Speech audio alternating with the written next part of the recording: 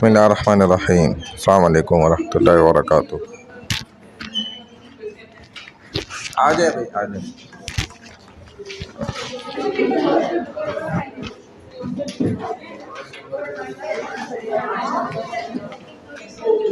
ठीक है, टाइम तो लिख देती क्लास का, मुझे पता तो रहे। इस्लामिक स्टडीज़ क्लास टाइमिंग वगैरह। ओ भाई, और कोई और है, छोड़ो उसको। हाँ ना, तो और क्या।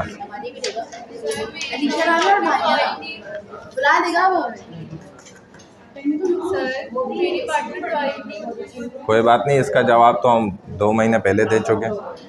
इंस्ट्रक्शंस पढ़ो, ग्रुप पर इंस्ट्रक्शंस पढ़ लो, पढ़ा करो ना मैसेज, यही तो पढ़ते नहीं आप।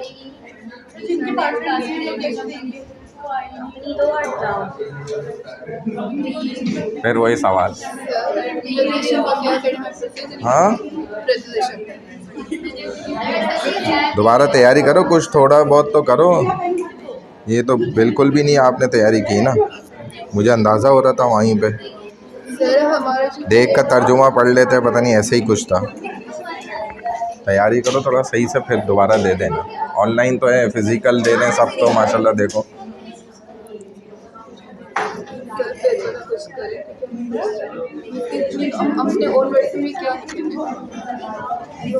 देखो, फर्स्ट डे से अगर आप प्रिपरेशन कर रहे हो तो फिर तो कोई इशू होना ही नहीं चाहिए। सर हम तो फ्लैट देखते हैं, फिर भी हमें कुछ नॉलेज हो क्या, अपना पेन दिखाओ। वगैरह कुछ निकले क्या।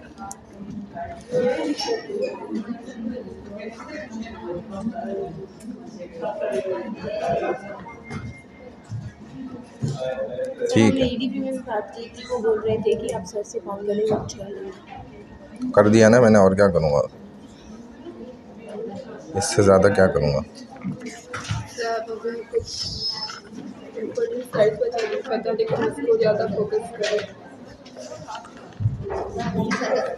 वो उसके लिए आप जो है ना, मुझे तीनों लड़कियां अपना एक ग्रुप बनाओ व्हाट्सएप पे, मुझे ऐड कर दो उसमें और बता दो।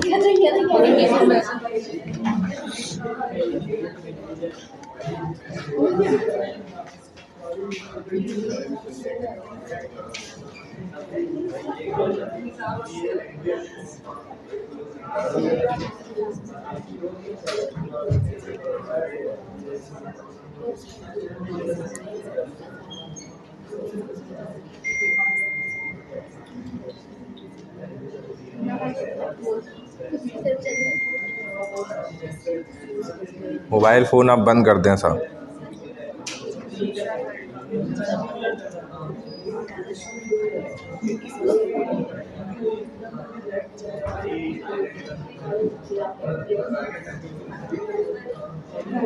अच्छा जी, बिस्मिल्लाहिर्रहमानिर्रहीम। ऐमन हसन, ऐमन इकबाल, आयशा रिफ़त, अलीशा वसीम, अलिशबा इबाद, अलीज़ा असलम, अलीज़े अशद, आमना बतूल, अनाब अली, अनमता तारिक, अनस निसार, अनमता तारिक तो है ना, अरसलान ख़ान, असदुल्ला ख़ान, असील, अतिया, असील का है, असील कहाँ आप हैं, असील, अतिया, आयशा खालिद, बतूल फ़ातिमा, बुशरा मुस्तफ़ा, बुशरा परवीन, ईमान कहाँ, ईमान, फरिया अहमद, हुदा अनीस, कशफ कलीम, कशफ मुग़ल, लबीबा महमूद, लाइबा, लारेब तुर्क, मोहम्मद बख्श बलोच, महम ख़ान, मनाइल शाहिद, मारिया नसीम, महक, मोहम्मद कैश शेख, मुनज़्ज़ा तबस्सुम, नमरा नास, निमरा तारी, उमेहा बिनते आरिफ, कुरतुलैन, राफ़िया अलीम, रक्षा कुमारी, रमना इरफान, रोहम रेहान, सफ़ीना अकबर, समीर समी, सारा, शफ़ान, शाज, शीज़ा खान, सोहा खान, सुंगन रानी, सुहानी, सईदा फ़िज़ा इसरार, सईदा हुनैज़ा अली, सईदा तूबा इम्तियाज़, सईदा तैयब अहमद खोकर, सईदा तूबा किरण, तैयबा, तहरीम वक़ार, वानिया खान, युसरा हयात, ज़हरा, ज़ीनिया अली। अब बाद में देखेंगे।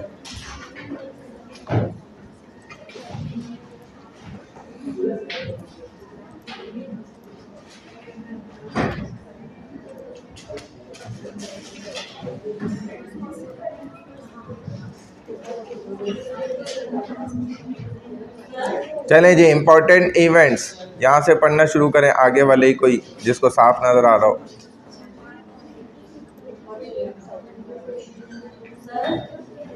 Important objectives, resolution. चलें जी, मोबाइल फ़ोन, सेल फ़ोन सब स्विच ऑफ कर लें। बिल्कुल मुझे किसी का मोबाइल नज़र ना आए खुला हुआ। सबके सेल फ़ोन स्विच ऑफ होने चाहिए, ना उनके हाथ में मुझे नज़र आए। हाथ में भी मोबाइल ना दिखें, दूर रख दें बिल्कुल उठा के। चलें जी, पढ़ना शुरू करें यहाँ से।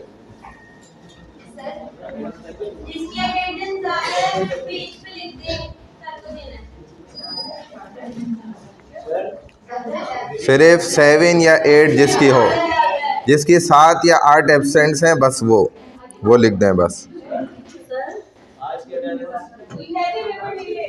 अटेंडेंस हुई है ना अभी टाइम पर? हाँ, बैठे हुए हो तो फिर तुम्हें आवाज़ नहीं आती? नाम आए नहीं है? अच्छा, कब से बैठे थे? क्या नाम है? मोहम्मद कैस। मुझे याद है, मैंने नाम लिया। कैसे ख़तरनाक हालात हैं और कैसे कैसे लोगों ने पाकिस्तान के माल को देखें। अभी आया 5300 अरब की करप्शन, ये गुज़िश्ता चंद सालों में माशाल्लाह पाकिस्तान में हमारे इन हुक्मरानों ने की है। और अगली किस्त IMF से इनको चाहिए थी, ये हमारे हुक्मरान माशाल्लाह। तो आवाम भी जैसी है, हुक्मरान भी वैसे।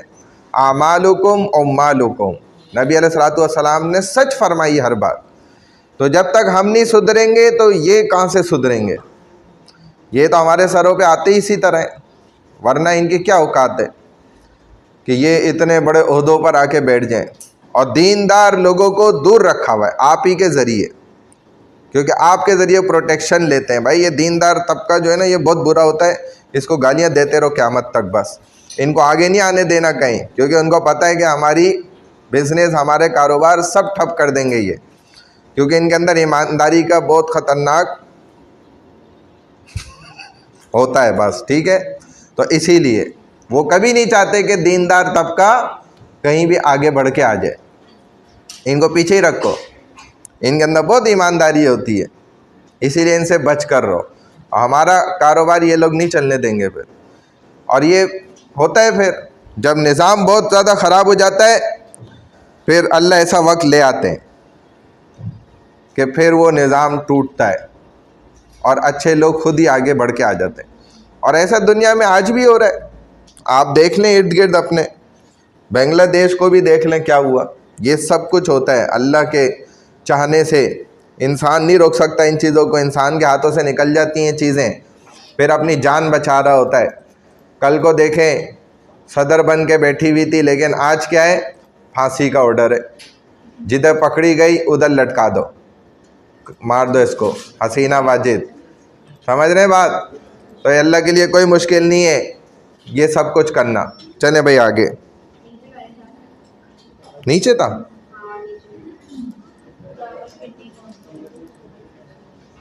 चलें। रावलपिंडी कॉन्स्पिरेसी चलें। After the partition, many Pakistani army officers were not happy with the presence of British army officers. चलें, कौन पढ़ रहा है? ये वाली लाइन वाले को ही पढ़ें।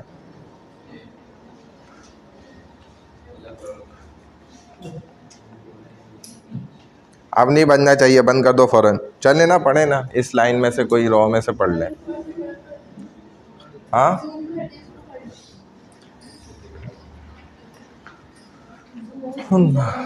जूम से फिर वो कट जाएगा। हाँ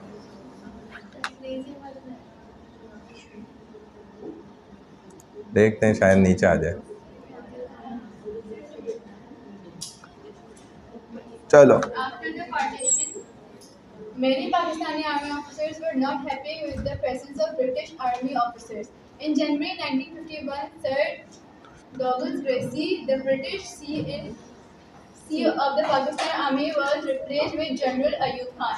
Some officers who were not happy with the government began to plan a hope to remove the government. In March 1951, Rawalpindi conspiracy was detected by Ayub Khan. The plotters were arrested and punished. Major General Akbar Khan was the leader of this conspiracy. He was sent to jail along with other 14 officers.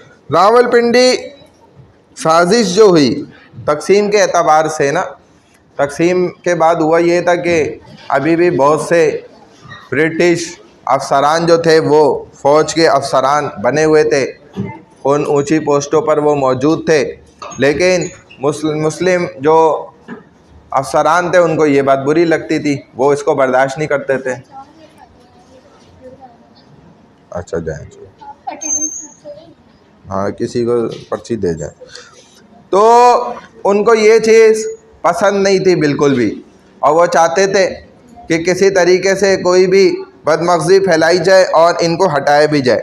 इसी के नतीजे में ऐसा हुआ भी, एक मिसाल आई, Douglas Gracy Pakistani फ़ौज का जो बरतानवी एक तरह का जनरल ही था, इसको जनरल अयूब ख़ान से फिर तब्दील किया गया, उसका अल्टरनेट इसको बनाया गया। 1951 में अयूब ख़ान को रावलपिंडी साजिश का भी पता चला जो इन्होंने बाद लोगों ने की थी, उसके साथ 14 लोगों को उसने फिर जेल भी भेज दिया था। तो ये एक साजिश का नतीजा था जो सामने आई उस वक्त। चले main events.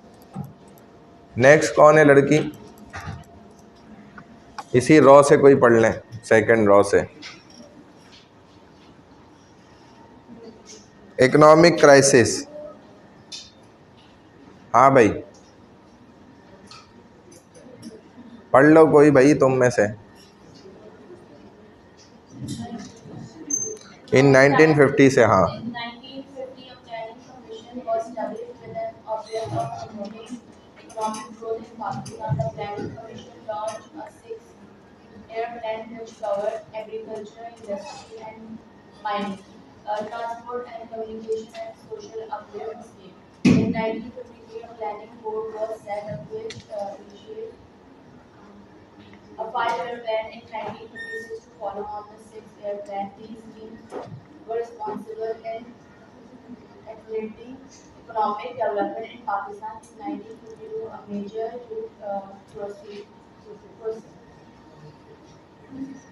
processing plant was started.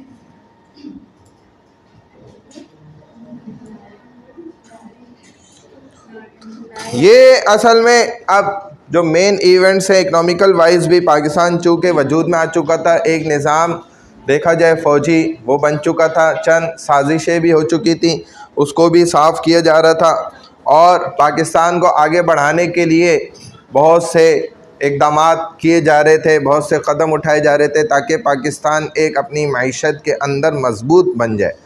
तो उसके लिए इन्होंने एक ये इकोनॉमिकल क्राइसिस को दूर करने के लिए 1950 में एक प्लानिंग कमीशन कायम किया, जिसका मकसद यही था कि 6 साल टास्क इसको दिया जाएगा और ये उसको कंप्लीट करेगा, जिसके अंदर ये ज़राअत को, सनतों को, ट्रांसपोर्ट, कम्युनिकेशन, समाजी तरक्की और ओवरऑल पाकिस्तान की तरक्की में जितनी भी चीज़ें ज़रूरी हैं उसको कंप्लीट करेगा। तो लिहाजा इन्होंने 6 साल का टास्क लिया और इसके लिए ख़ास एक कमीशन बनाया गया, और 1953 में ये कमीशन बोर्ड जो है वो कायम हो गया। 1956 में इन्होंने 6 साल प्लान पर अमल करने के लिए इन्होंने 5 साल का एक ख़ुद जो है वो मंसूबा तैयार कर लिया। 1952 में मशरक़ी पाकिस्तान के नारायणगंज में जोट प्रोसेसिंग का एक बड़ा प्लांट भी शुरू किया गया। सुई के मकाम पर जो बलूचिस्तान में, वहाँ पर गैस को दरियाफ्त करने के लिए इन्होंने सर्चिंग शुरू की, वहाँ भी प्लांट लगाए डिफरेंट। फिर इसी तरह आगे बढ़े, इससे बहुत पेशरफ्त हुई, माशी तरक्की में खातिर ख्वाह फ़ायदा भी हुआ, लेकिन बहुत ज़्यादा जो फ़ायदा ये चाहते थे वो नहीं मिल सका। 1951 से 53 तक पाकिस्तान देखा जाए तो शदीद खुशहाली का शिकार रहा। ज़री पैदावार बड़ी बुरी तरह मुतासिर हुई और इब्तदा में 1951 में ख़ुराक की शदीद बहुत ज़्यादा किल्लत भी हुई। मुआशी एतबार से मसाइल थे और शहरी जो है वो बदअमनी की वजह से बहुत ज़्यादा परेशान थे। तो ये चीज़ें पाकिस्तान के मुख्तलिफ़ शहरों में शदीद हंगामा आराई का भी ज़रिया बनी। और इसके साथ साथ देखा गया कि जो कादियानी अहमदी थे वो भी बहुत सी अहम पोस्टों पर मौजूद थे, जिस वजह से पाकिस्तान को बहुत अहम नुकसान भी पहुंच रहा था। तो लिहाजा यूँ समझ लें कि पाकिस्तान की तभी से इन मुख्तलिफ़ एजेंसियों ने भी काम करना शुरू किया और अंदर अंदर, और इन्होंने इन अहमदियों को भी मार भगाया, निकाला यहाँ से। क्योंकि ज़ाहिर है अगर आपके दरमियान जिनको काली भेड़े कहा जाता है होंगी तो ये फिर आपको तरक्की नहीं करने देते। और यही हाल अल्हम्दुलिल्लाह कुछ अर्सा पहले भी हुआ है। अल्लाह का शुक्र है कि इन्होंने इन चीज़, और जो समझना नहीं चाहता उसके लिए पूरी फिल्म भी चला दो, नहीं समझेगा, आखिर में यही बोलेगा जुलेखा कौन थी, मर्द थी या औरत थी, वो यही सवाल करेगा। हाँ भाई क्या सवाल है? हाँ हाँ, यही तो असल में बात ये है ना। चले भाई, वो अलग बात है, तुम्हें अल्लाह याद आ जाता है इस क्लास में, वो अलग मसला है। चले, ये बात हो गई, अल्लाह याद आना भी चाहिए भाई, यही अच्छी बात है। ये समझा दिया। कॉन्स्टिट्यूशनल पॉलिटिकल इश्यूज, हाँ भाई किसका, ये थर्ड लाइन से कोई पढ़ लो, तीसरी लाइन से कोई समझदार लड़की पढ़ ले। हाँ इसलिए तो मैंने फौरन बोला समझदार जो। As already mentioned, a recommendation of the Basic Principles Committee presented to Assembly on 28 September 1950 were heavily criticized and withdrawn for further consideration. The Basic Principles Committee prepared a revised report. Prime Minister Nizamuddin presented the report on 22 December 1952. Its suggested were: the head of the state shall be a Muslim. The House of Units will have 60 members from East Pakistan and 60 from West Pakistan. The House of People should have 400 members with 200 elected members from each wing. Religious minorities will have their representatives at national and provincial levels. The cabinet shall be responsible to the NA. चलो बस 6 तक भी पढ़ लो, सही है। A committee of Islamic experts would be chosen by the head of the state to ensure that all laws were in conformity to Islam. The assembly shall decide about the official language. देखें, एक आइन जो बना के इससे पहले पेश किया गया 1950 28 सितंबर को, उसमें बहुत से आइनी शिकें, उनके बड़े मसाइल थे जो देखा जाए इस्लाम के भी मुखालिफ थी। तो लिहाजा उस पर दोबारा मज़ीद गौर करने के लिए, दोबारा नज़रसानी करने के लिए एक और रिपोर्ट तैयार की गई कि इसके अंदर अमेंडमेंट्स होनी चाहिए। ये तो इस्लाम के ख़िलाफ़ भी हैं बहुत सी चीज़ें। तो वज़ीर आज़म नाज़िमुद्दीन ने 22 दिसंबर 1952 को ये रिपोर्ट बना के पेश की, और उसकी तजावीज़ फिर ये थी जो पॉइंट वाइज उन्होंने सही करी, सीधी करी। पहली बात कि जो मुल्क रियासत पाकिस्तान का सरबरा होगा वो मुसलमान होना चाहिए। दूसरी बात कि हाउस ऑफ यूनिट्स में मशरिक़ पाकिस्तान से 60 और मगरबी पाकिस्तान से भी 60 अरकान होने चाहिए। थर्ड नंबर पे अवाम के ईवान में 400 मेंबरान होने चाहिए, जिनमें हर विंग से 200 मुंतखब मेंबरान हो। मजहबी अक़लियतों कि कौमी और सूबाई सतह पर अपने अपने नुमाइंदे होने चाहिए। काबीना कौमी असम्बली को जवाबदेह होगी। इस्लामी देखा जाए माहिरीन की एक कमेटी का इंतखाब भी होना चाहिए और उसमें सरबरा को भी मुंतखब करना चाहिए। The assembly shall decide about the official language, और हमारी ज़बान जो है वो किस एतबार से होनी चाहिए जिसको हम ऑफिशियली लैंग्वेज कहते हैं, तो ये भी वही डिसाइड करेंगे। तो बहरहाल इस पर फिर आगे बंगालियों को भी एतराज़ात हुए, बहुत सी चीज़ें सामने आई। आगे बढ़ो, चले भाई। ऑन 17 अप्रैल 1953, चले थर्ड लाइन से। और कोई समझदार लड़की है? नहीं है? चलो लास्ट लाइन वाली में कोई है समझदार, काबिल? कोई काबिल है, काबिलियत रखती हो? हाँ, क्योंकि बात बच्चियाँ बोल देती हैं इसमें क्या काबिलियत की बात है सर, ये आप इसको काबिलियत वाली बात बना रहे हैं, इसको समझदार लड़की बता रहे हैं। हालांकि हम तो बड़ी समझदार हैं, लेकिन देखो पढ़ नहीं रही, मुँह नहीं खोल ली। इतनी समझदार है माशाल्लाह। भाई समझदारी तो यही है ना, आप आगे बढ़ जाए फौरन। हाँ भाई, लास्ट लाइन में कोई है समझदार, कोई अक्लमंद है? हाँ चलें।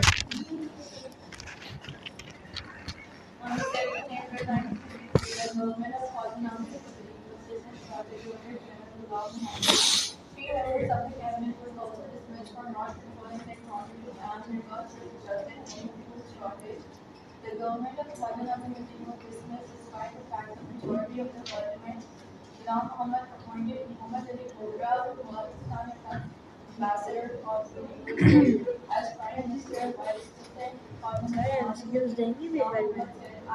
मेरा ख्याल है हाँ, बता चुका हूँ वैसे साहब। सर उसमें कुछ दिख ही नहीं रहा था वीडियो में, तो ब्लर ब्लर आ रहा है। मैंने खुद किया था। तो सर ये क्या कर रहा था इम्पोर्टेंट तो बताना ना। भला कर देना।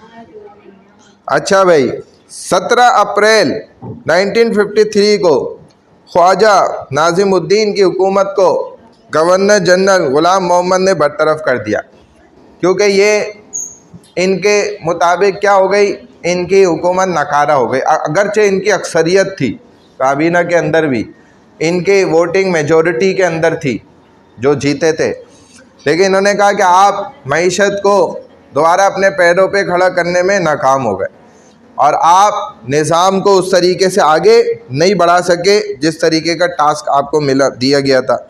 ख्वाजा नाजिमुद्दीन की हुकूमत, अब पार्लियामेंट में अक्सरियत के बावजूद भी इनको हटाया। ग़ुलाम मोहम्मद ने अमेरिका में पाकिस्तान के सफ़ीर मोहम्मद अली बोगरा को वज़ीर आज़म मुकर्रर किया। ख्वाजा नाजिमुद्दीन को बरतरफ करते हुए ग़ुलाम मोहम्मद ने कहा कि मैं इस नतीजे पर पहुँचा हूँ कि ख्वाजा नाजिमुद्दीन की काबीना मुल्क को दरपेश मुश्किलात से निमटने के लिए मुकम्मल तौर पर नाअहल रही। ठीक है ना, और ये पाकिस्तान की हिस्ट्री में होता रहा है शुरू से ही कि नाअहल करार देकर और हुकूमतों को बरतरफ किया गया है। बहुत दफ़ा ऐसा हुआ है, ये आज भी चला आ रहा है और क़यामत तक होता ही रहेगा। ठीक है ना, ये ख़ुद अपनी मर्ज़ी से अहल और नाअहल बनाते हैं, क्योंकि कानून अंग्रेज़ का है तो उसको अपने हाथों से खेलते हैं, लेकिन अगर इस्लाम का कानून हो तो फिर किसी की मजाल नहीं है कि वो उसकी तरफ उंगली भी उठा सके, क्योंकि वो निज़ाम ही ऐसा है जो मुकम्मल तौर पर फाइनलाइज है। उसमें किसी भी शिक के अंदर, किसी पॉइंट के अंदर कोई अमेंडमेंट्स और चेंजिंग करने की कतन कोई ज़रूरत ही नहीं है।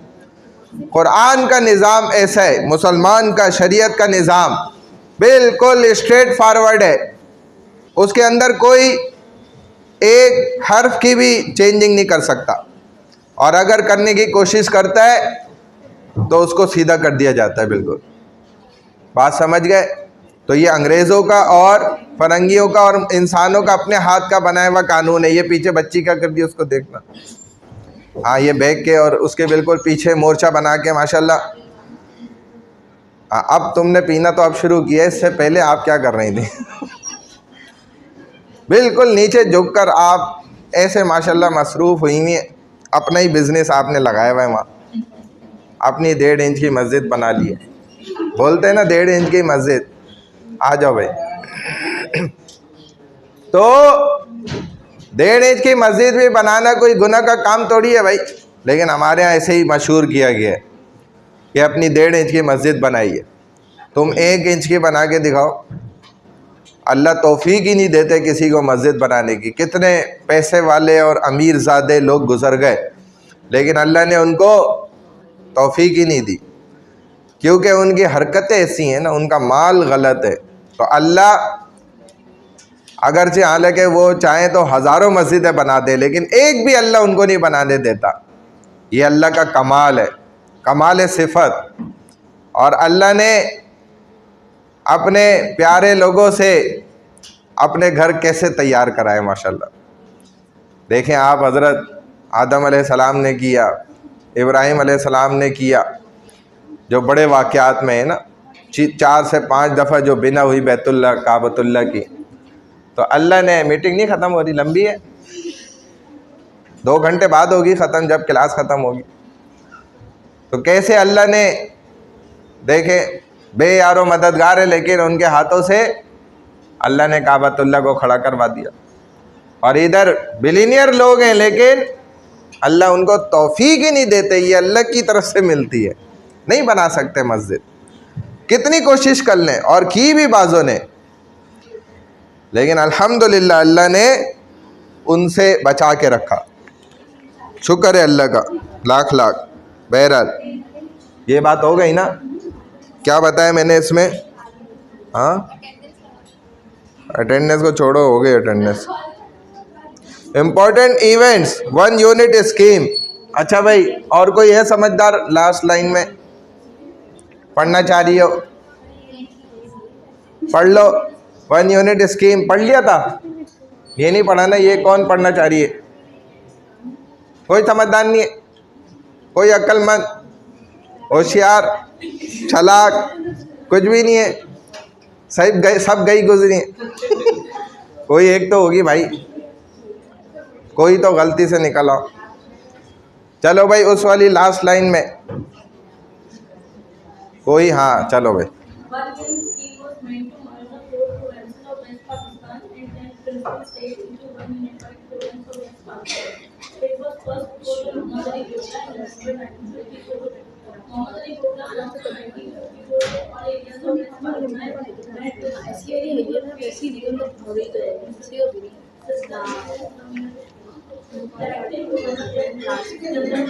फिर किसका भाई ये बज रही है? अब नहीं बजनी चाहिए। 5 October 1975 establishing the unified province of West Pakistan with the government. हो गया। अब देखो, ये जो बोगरा साहब आए, मोहम्मद अली बोगरा, इन्होंने एक 1 यूनिट स्कीम इंट्रोड्यूस कराई कि पाकिस्तान के जितनी भी रियासतें, सूबे, ये 1 यूनिट स्कीम के अंदर जम कर दिए जाएं, ज्वाइन कर दिए जाए, एक मुत्तहिद गोया बना दिया जाए। इन सबको, मगरबी पाकिस्तान को भी और तमाम रियासतों को भी मुत्तहिद कर दिया जाए। और ये सबसे पहले नवंबर 1954 में मोहम्मद अली बोगरा ने तजवीज़ किया था। ये बात किसी मीटिंग में मोहम्मद अली बोगरा ने 1954 में ऐलान किया, मगरबी पाकिस्तान के तमाम इलाकों और शाही रियासतों को एक वाहिद इंतज़ामी निज़ाम में ज़म कर दिया गया। यानी कि एक ऐसा 1 यूनिट मैनेजमेंट सिस्टम बना दिया जो अब इस 1 यूनिट स्कीम के तहत कायम मुकाम गवर्नर जनरल इस्कंदर मिर्ज़ा भी 5 अक्टूबर 1955 को मुत्तहिदा सूबा मगरिब के क़याम का हुक्म जारी किया कि ये उस 1 यूनिट सिस्टम के मातहत अंडर तमाम स्कीम के मुताबिक उसको चलाया जाएगा। पाकिस्तान को 1 यूनिट स्कीम के नाम से फिर जाना जाने लग गया। और सिकंदर मिर्ज़ा का ये ख्याल था कि इत्तेहाद इंतज़ामी कारकर्दगी को अच्छा बनाने के लिए, यकीनी बनाने के लिए, मुआशी तरक्की को बढ़ाने के लिए पाकिस्तान के, ये हमें बहुत ज़्यादा फ़ायदा देगा। और बहरहाल ऐसा हुआ भी, जबकि देखा जाए तो मुख्तलिफ पाकिस्तान के, मगरबी पाकिस्तान, मशरक़ी पाकिस्तान, इनके सूबे भी अपनी आबादी के एतबार से पॉपुलेशन वाइज भी वो एक बड़ी तादाद रखते थे, कसरत थी। 34 मिलियन और 44 मिलियन का ये इनका डिस्ट्रीब्यूशन था आपस में, मशरक़ी पाकिस्तान और मगरबी पाकिस्तान का। तो इस एतबार से जब देखा गया तो ये जो 1 यूनिट सिस्टम बना कि अब मशरक़ी पाकिस्तान भी, ईस्ट पाकिस्तान, वेस्ट पाकिस्तान, दोनों पर ये 1 यूनिट जो है करेगा, उसके डिसीजन इम्प्लीमेंट होंगे। तो इस चीज़ ने, ज़ाहिर सी बात है कि जो दूसरा हिस्सा था मशरक़ी पाकिस्तान और मगरबी पाकिस्तान, दोनों दूर दूर अलग अलग, तो इन्होंने मुसावी नशिस्तें भी इनको दी, सीट्स, लेकिन उसके बावजूद भी आबादी चूँकि 44 मिलियन की उस तरफ ज़्यादा थी मशरक़ी पाकिस्तान के अंदर, तो उनकी ये एक नाराज़गी का ज़रिया बना। और किस तरह नाराज़गी शुरू हुई ये बात आप आगे देखो, यहाँ अगले उसमें तुम्हें समझ आएगी। The 1956 constitutions. चले भाई, और कोई लास्ट लाइन में है समझदार लड़की? वो लास्ट वाली थोड़ी समझदार है, जैसे मैंने पकड़ा उसने पीना शुरू कर दिया जूस। चलो भाई पढ़ लो। फिर भी तुम वहाँ बैठी हो छुप कर, मोर्चा बना के बैठी हो, तो जो नीचे देख रही थी वो सही तुम्हें नज़र आ रहा था बिल्कुल, ये तुम्हें नज़र ही नहीं कुछ आ रहा। चले भाई, अगली लाइन में लड़कों में कोई है समझदार? रजुलुन सालिह है, कोई भी नहीं समझदार? आगे जाऊं? थोड़ा सा कोई अक्लमंद हो, थोड़ी सी अक्ल चलाता हो। चलें हाँ। Passage of 1956 Constitution was a landmark event on Iskandar Mirza Day. Iskandar Mirza had appointed chief अल्लाह माफ़ करे, तौबा, आपको नहीं कह रही है, इसको क्या? Constitution Assembly passed the Constitution Bill on 29th of February 1956. The 1956 Constitution consisted of 234 articles divided into 13 parts. The main provisions of the Constitution were as follows: the name of the country will Islamic Republic of Pakistan. Second, all the citizens shall have equal rights. Third, independence of judiciary shall be granted. हाँ, granted. Head of the state shall be a Muslim. He will be over 40 years of age and shall be elected by the central and provincial assemblies. He shall be elected for 2 terms and shall have the rights of dissolve the assembly on the advice of the Prime Minister.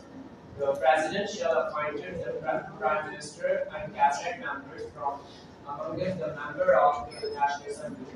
6. The National Assembly shall have an equal number of seats from East and West Pakistan. The bill passed by the Assembly will have to be assented by the President within 90 days. If he decline, 2.5/3 majority will be needed to impress upon the President to give his consent to the bill. The President shall be empowered to issue ordinance if the Assembly is not holding session. हाँ, देखा जाए 1956 का आइन जो होता है ये तारीखी एक कानून साज बिल था। देखा जाए जो तारीख़ में इस तरीके की एक तब्दीली अब आ रही थी। सिकंदर मिर्ज़ा ने चौधरी मोहम्मद अली को वज़ीर आज़म बनाया और उन्हें ये कानून साजी का काम भी हवाले किया कि ये काम आपने करना है। आइन साजी असेंबली ने 29 फरवरी 1956 को ये आइनी बिल, इसकी करारदाद को मंजूर किया। 1956 का आइन क्या था कि 234 आर्टिकल्स पर डिपेंड कर रहा था। इसके 13 हिस्से थे जिन पर यह तकसीम तक कुल टोटल। आइन की अहम जो शिकें थी, जो पॉइंट्स थे, वो क्या थे? सबसे पहला, इस मुल्क का नाम जो होगा इस्लामी जमहूरिया पाकिस्तान होगा। और सेकंड, तमाम शहरियों को जो मसावी हुकूक होते हैं, इक्वल राइट्स, वो दिए जाएंगे। यहाँ वही बात कि कोई जो है कानून से बालातर भी नहीं होगा, चाहे अमीर हो या गरीब हो, दोनों के साथ इक्वल जस्टिस होगा। अदलिया को मुकम्मल इंडिपेंडेंसी हासिल होगी, कंप्लीट आज़ादी, वो किसी से दबने वाला नहीं होगा, क्योंकि फ़ैसला करने में अगर वो इदारा दबता हो और उसको दबाया जा सके तो वो सही फ़ैसला कर ही नहीं सकता। और अब ये हालात हो चुके हैं कि उसकी आज़ादी अब यकीनी है ही नहीं। रियासत का सरबरा मुसलमान होना चाहिए, उम्र उसकी 40 साल से ज़ायद हो, क्योंकि 40 साल में आकर इंसान को कुछ अकल सही आ जाती है। 40 साल से पहले तक उसकी ज़िंदगी तमाशा ही है, वो बस तमाशे कर रहा होता है अपनी ज़िंदगी में और समझ रहा होता है मैं बड़ा समझदार हूँ, बड़ा अक्लमंद हूँ, मैं 1.5 होशियार हूँ, बल्कि 2.5 होशियार। लेकिन वो बेवकूफ़ होता है, उसको पता ही कुछ नहीं होता, क्योंकि 40 साल का अरसा ऐसा है कि दुनिया में इंसान गुजारने के बाद उसे फिर इस दुनिया की कुछ सही समझ आना शुरू हो जाती है, फिर वो फ़ैसले भी सही, डिसीजन भी ठीक कर सकता है। इसी तरह और उसे मरकज़ी सूबाई असम्बलियों के ज़रिए मुंतखब किया जाएगा, ऐसे ही नहीं। हालांकि शरी निज़ाम इससे अलग होता है, वो 2 मियादों के लिए मुंतखब होगा, उसे वज़ीर-ए-आज़म के मशवरे पर असम्बली को तहलील करने का हक़ भी हासिल होगा, यानी कि ख़त्म करने का। इसी तरह सदर कौमी असम्बली के अरकान में से वज़ीर-ए-आज़म और काबीना के अरकान का तकर्रुर करेगा, उन्हें अपॉइंट कर सकता है। कौमी असम्बली में मशरक़ी और मगरबी पाकिस्तान से इक्वल सीट्स होंगी, नशिस्तें। असम्बली से मंजूर शुदा बिल को 90 दिनों के अंदर सदर की मंजूरी देनी होगी, और अगर वो मुस्तरद करता है तो फिर सदर को बिल पर अपनी रजामंदी देने के लिए, मुतासर करने के लिए 2/3, ठीक है ना, 2/3 अक्सरियत की ज़रूरत होगी। अगर असम्बली का इजलास नहीं हो रहा तो सदर को ऑर्डिनेंस जारी करने का इख्तियार होगा। हर सूबे में एक सूबाई असम्बली होगी, सदर सूबे में गवर्नर का तकर्रुर करेगा। आइन में तरमीम के लिए 2/3 मेजॉरिटी की ज़रूरत होगी, यानी कि 2/3 की अक्सरियत उसे चाहिए होगी। यूँ समझ लो कि आधे से ज़्यादा लोग उस पर जो है ना फिर राज़ी हों, जो भी इन्होंने चेंजिंग करनी है उस पर। अच्छा भाई, यहाँ तक हो गया। मार्शल लॉ, चले भाई, लड़कों से आगे और कोई समझदार तो नहीं है, कहीं ये ना हो मैं मिस कर जाऊँ, नहीं है ना? चलें लड़कियों में आगे वाली, हाँ जी चलें। तो खुद ही वो कर रहे हो, मैं क्या करूँ? चलें भाई, माशाल्लाह।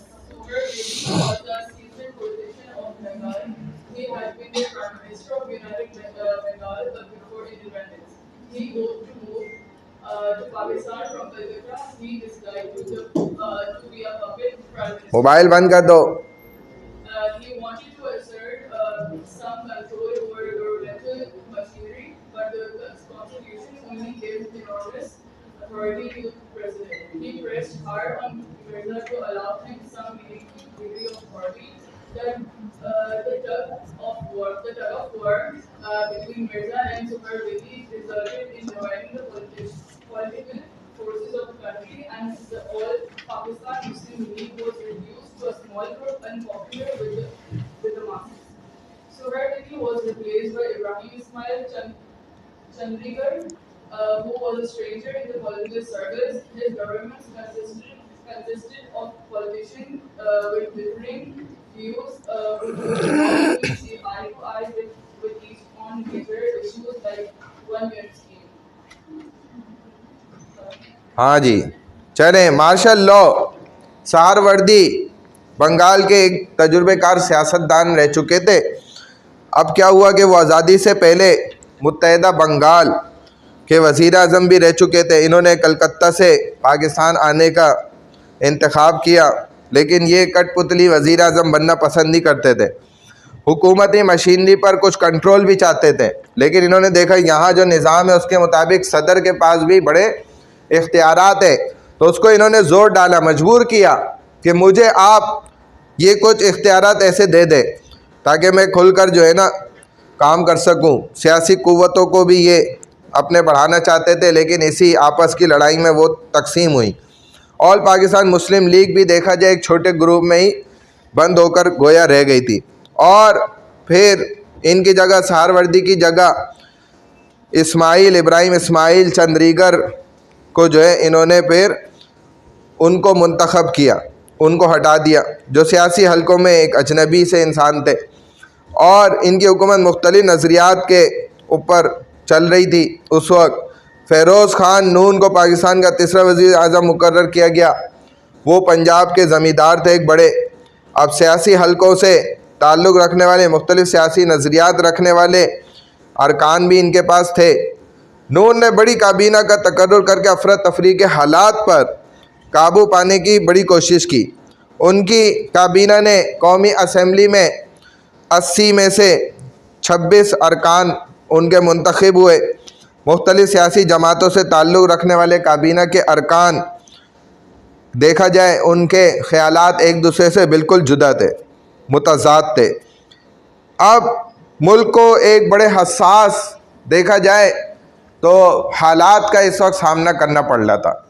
सियासी एतबार से इस प्लेटफॉर्म पे भी मुख्तलिफ झगड़े और लड़ाइयाँ चल रही थी, जिसकी बुनियाद पर पाकिस्तान की मईशत तो ऑलरेडी पहले से ही कमज़ोर थी, लेकिन इन झगड़ों की बुनियाद पर वो और ज़्यादा आगे नहीं चल पा रही थी, तो नुकसान हो रहा था।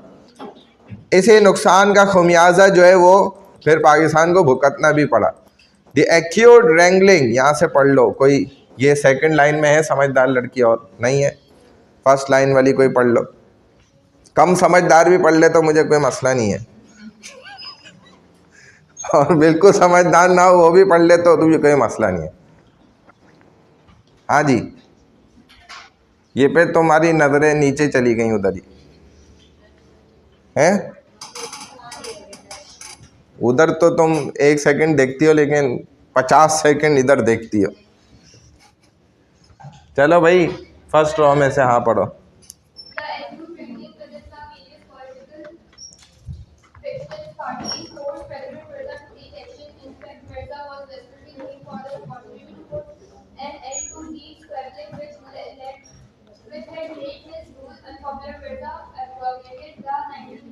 Constitution on 7 October 1958 and proclaimed martial law with himself a president. Mirza had become extremely unpopular. He had lost the support of leading politicians. He had become increasingly uneasy with Suhrawardi's attempts to unite the political leadership of Bengal and Punjab against him.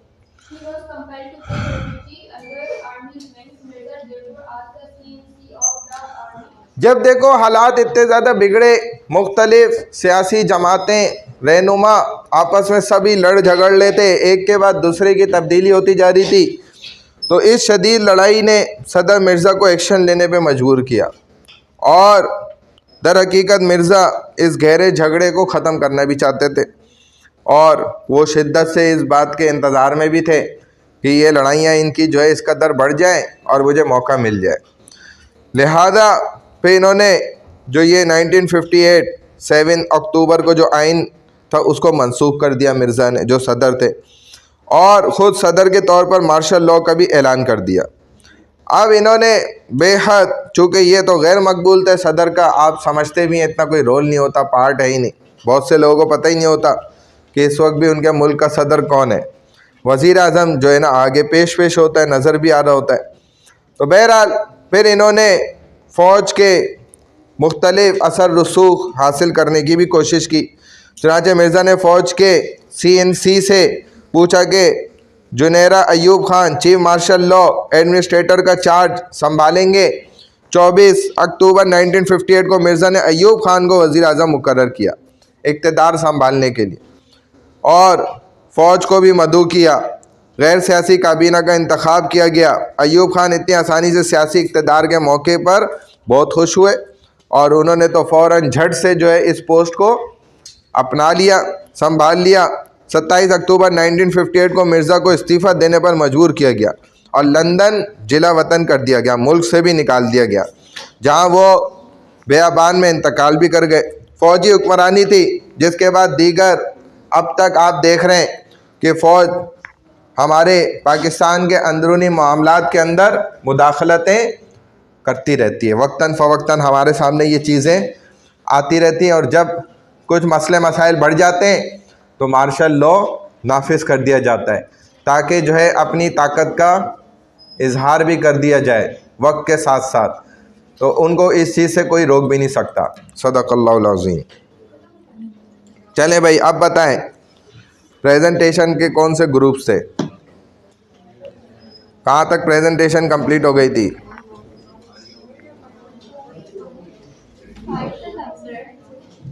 हाँ जी, attendance हो जाएगी। पहले मुझे बताएं जल्दी से, group कहाँ तक हमारा हो गया था कंप्लीट?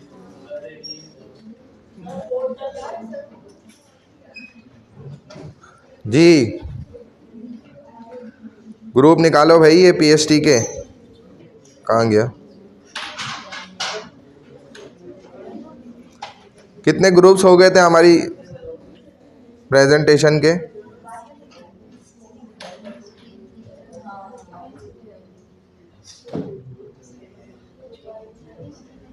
ग्रुप 2 तक डन हो गया। ग्रुप 1 किसका था? वो भी हो गया था। ग्रुप नंबर 3 है, 3 भी हो गया। हाँ सही है, 3 अच्छा पहले हुआ था। और ग्रुप 4? तो ग्रुप 4 ने डन क्यों नहीं करा हुआ? यहाँ करें जल्दी से। ग्रुप 5 कौन है? ग्रुप नंबर 5, ग्रुप नंबर 5 वाले आ जाए मैदान में। अलीशा वसीम, वानिया खान, ये दोनों हैं, यही दोनों हैं। ये तो यही वाली दोनों निकली। चलो भाई आ जाओ भाई। किधर तुमने व्हाट्सएप किया हुआ है, ईमेल किया है, क्या करा है? अब नहीं कर देते, अब इधर आके खोल लो। अब टाइम थोड़ी है, इधर व्हाट्सएप पे खोल लो।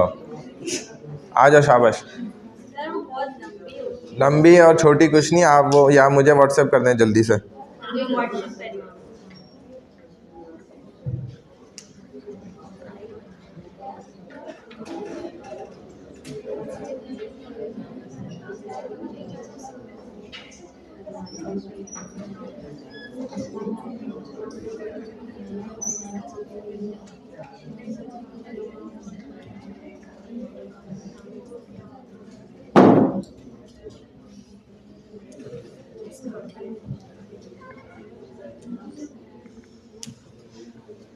जल्दी कर दो, जल्दी, टाइम कम है।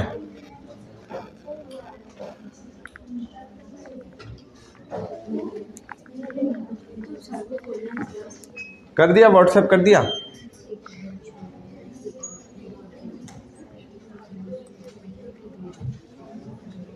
कर दिया।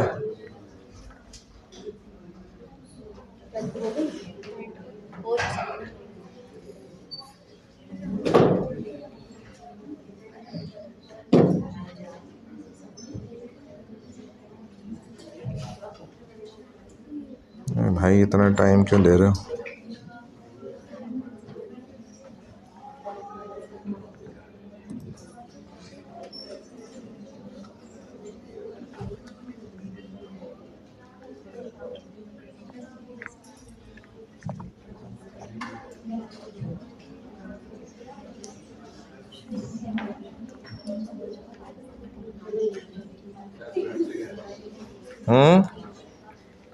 इतना टाइम ले रहा है।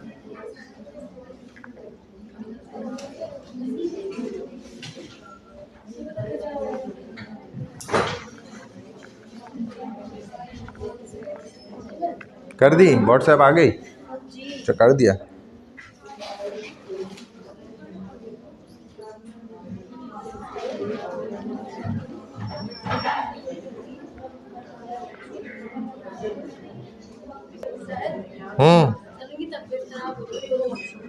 जल्दी आ जाओ।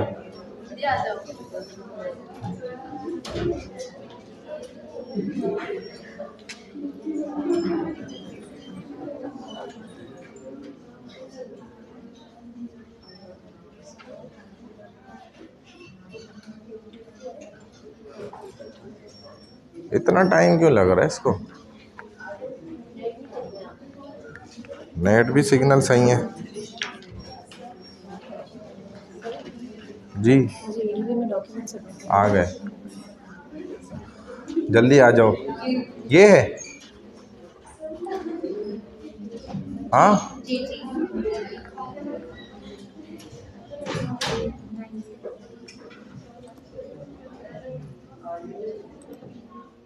ये वाली डाउनलोड हो गई तो फिर यहाँ क्यों खुल रही है? चलें यहीं शुरू कर लें, आ जाएं। सर वो आए तो वो स्टार्ट करेंगे ना। छोड़ दो उसको, स्किप कर दो, उसके 15 मार्क्स गए ख़त्म। अरे नहीं सर वो बता रही है हमें। नहीं और हाँ नहीं, बस आप अपना स्टार्ट करें। इसके बाद ग्रुप नंबर 5 है आप लोगों का। जी। ग्रुप नंबर 6 कौन है? ग्रुप नंबर 6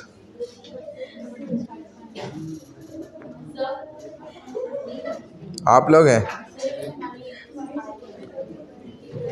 वो स्किप करो, उसको नहीं आई तो बस छोड़ दो, उसके नंबर गए ख़त्म। अच्छा आप लोग जल्दी फारिग हो जाएंगे। कहाँ है वो आपकी प्रेजेंटेशन? कहाँ है? ईमेल करी थी किस नाम से? हाँ किस नाम से भेजी है? लाइबा?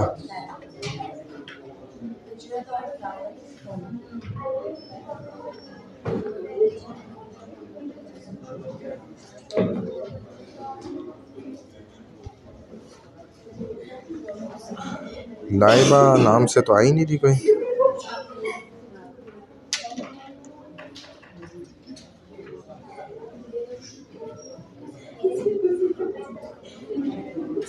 लाइबा फरीदा?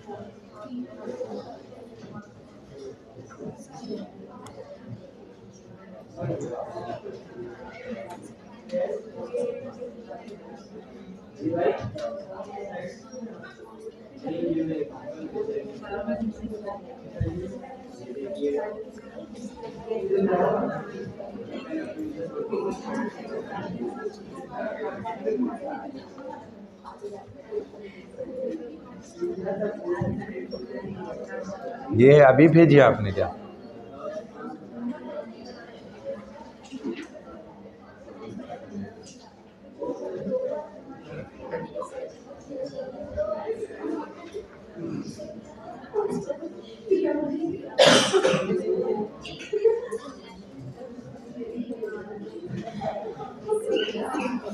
मेरा ख्याल है आप उनको स्किप कर दें, आप अपना प्रेजेंट कर लें। वो भी करेंगी। हाँ छोड़ दो उसको, बस नहीं है ना, क्योंकि टाइम ज़ाया हो रहा है ना हमारा।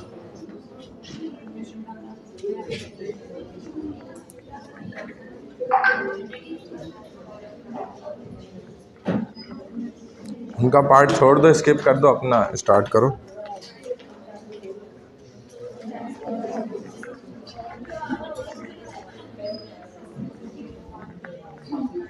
सर अटेंडेंस लगा दीजिए। 5 मिनट लेट। जब होती है तो तब क्यों नहीं पहुंचते टाइम पे? वो तो सब गए हुए होते हैं, पूरी क्लास ही गई हुई होती है वहाँ। चलें स्टार्ट करें आप। लाइट ऑफ हो, आगे की बस बंद कर दो। चलें बस हाँ। Politics in British India, 1924 to 1935.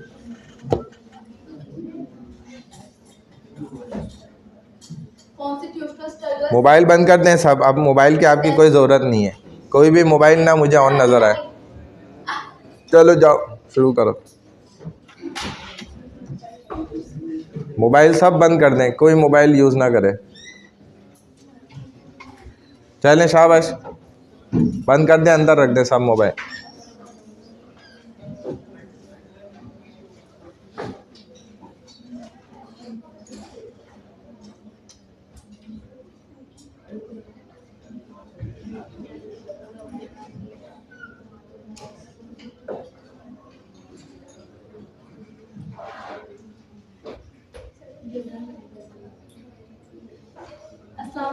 This was brought my name is Shavasim and my group member is Mania. The topic is Muslim politics in British India, 1924-1935. Now, Mania will continue.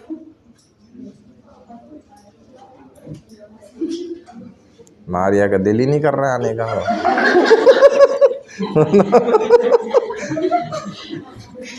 चलो भाई शुरू करो ना। Today we will discuss Roundtable Conference, Rise of Muhammad Ali Jinnah and Constitutional Struggles. Introduction. Between 1924 and 1935, Muslim politics in British India experienced major changes.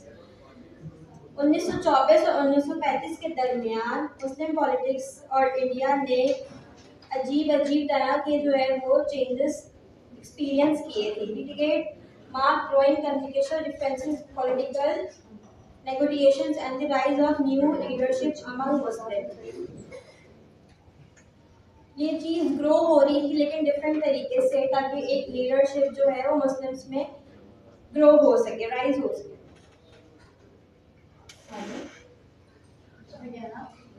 Impact of the round table conference. Round table का क्या असर पड़ा? The Round Table Conference failed to produce a constitution acceptable to all communities. Muslims felt their political representation and safeguards were being ignored in the strength and the communicational divide. Round Table Conference जो है वो एक तरह से fail हो गया था और इग्नोर हुआ था, जो कि हम प्रेजेंट करना चाह रहे थे अपने लिए, वो एक्सेप्ट और जो है वो नहीं हो रहा था, इसलिए वो इग्नोर किया जा रहा है।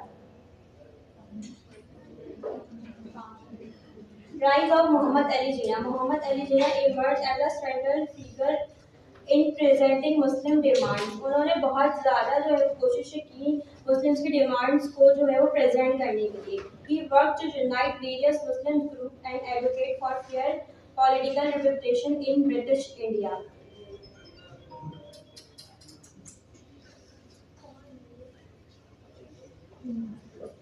Jinnah's political strategy. Jinnah emphasized the constitutional matters and legislation. He represented Muslim interests during discussion on political reforms and sought to secure Muslim rights with the colonial frameworks. जिन्ना ने बहुत ज़्यादा कोशिश की एम्फसाइज करने के लिए कि जो डिस्कशन हुई थी उसके अंदर कि हमारी जो है वो क्या डिमांड्स हैं और हम क्या चाहते हैं।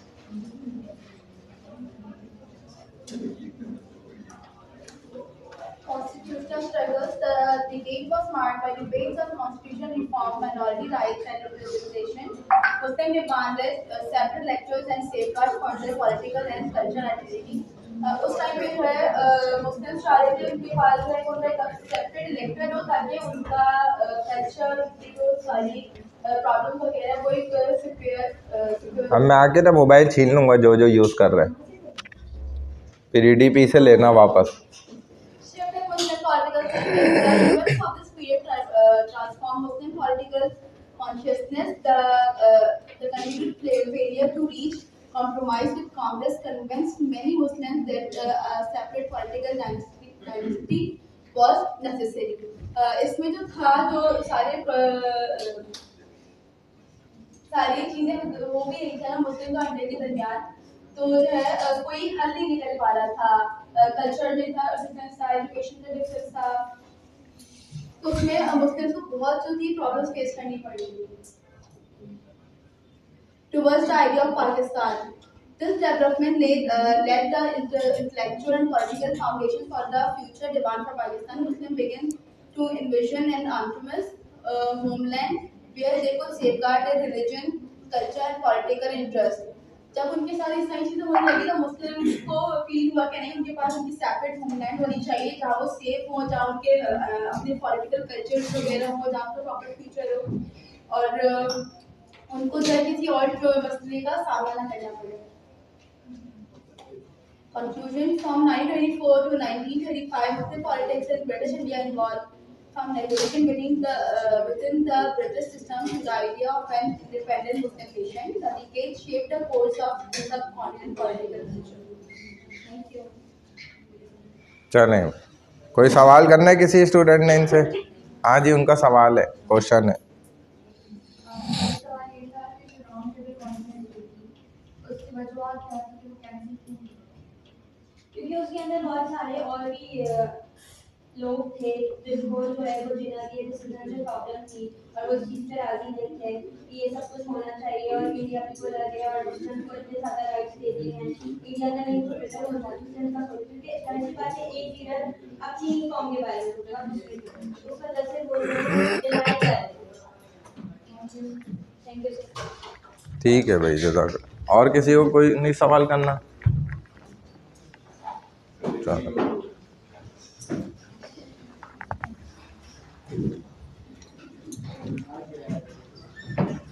एसी बंद हो गया। फीस तुमने पूरी दी थी? हैं? फीस पूरी जमा कराई थी? हैं? पूरी जमा कराई थी? तभी तो तुम्हारे साथ ऐसा ही हो रहा है।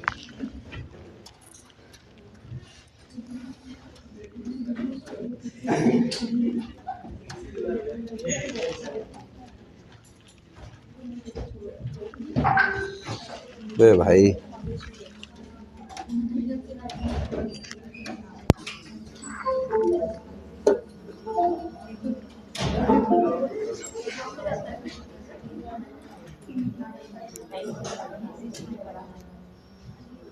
चले भाई, आ जाए नेक्स्ट ग्रुप वाले।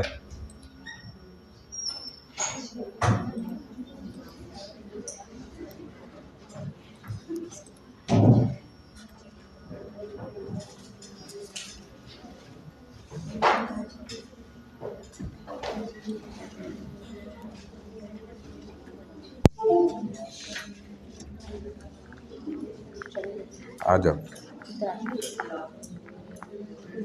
तीसरी किधर है? शीजा खान, तहरीम और लाइबा। चलो,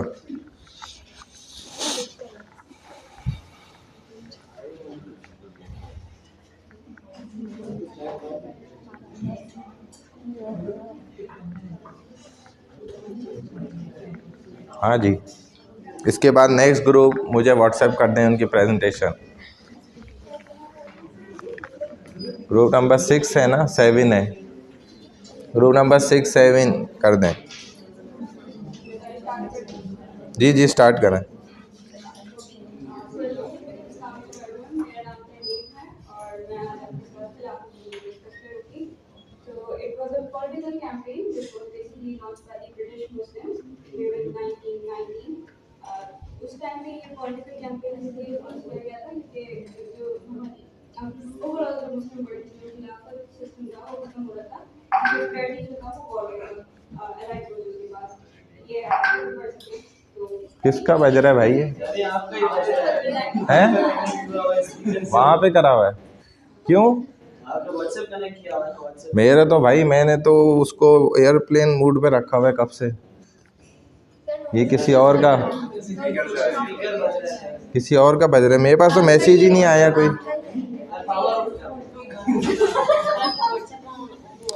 नहीं ना, ये तो पुराने मैसेज आए हैं।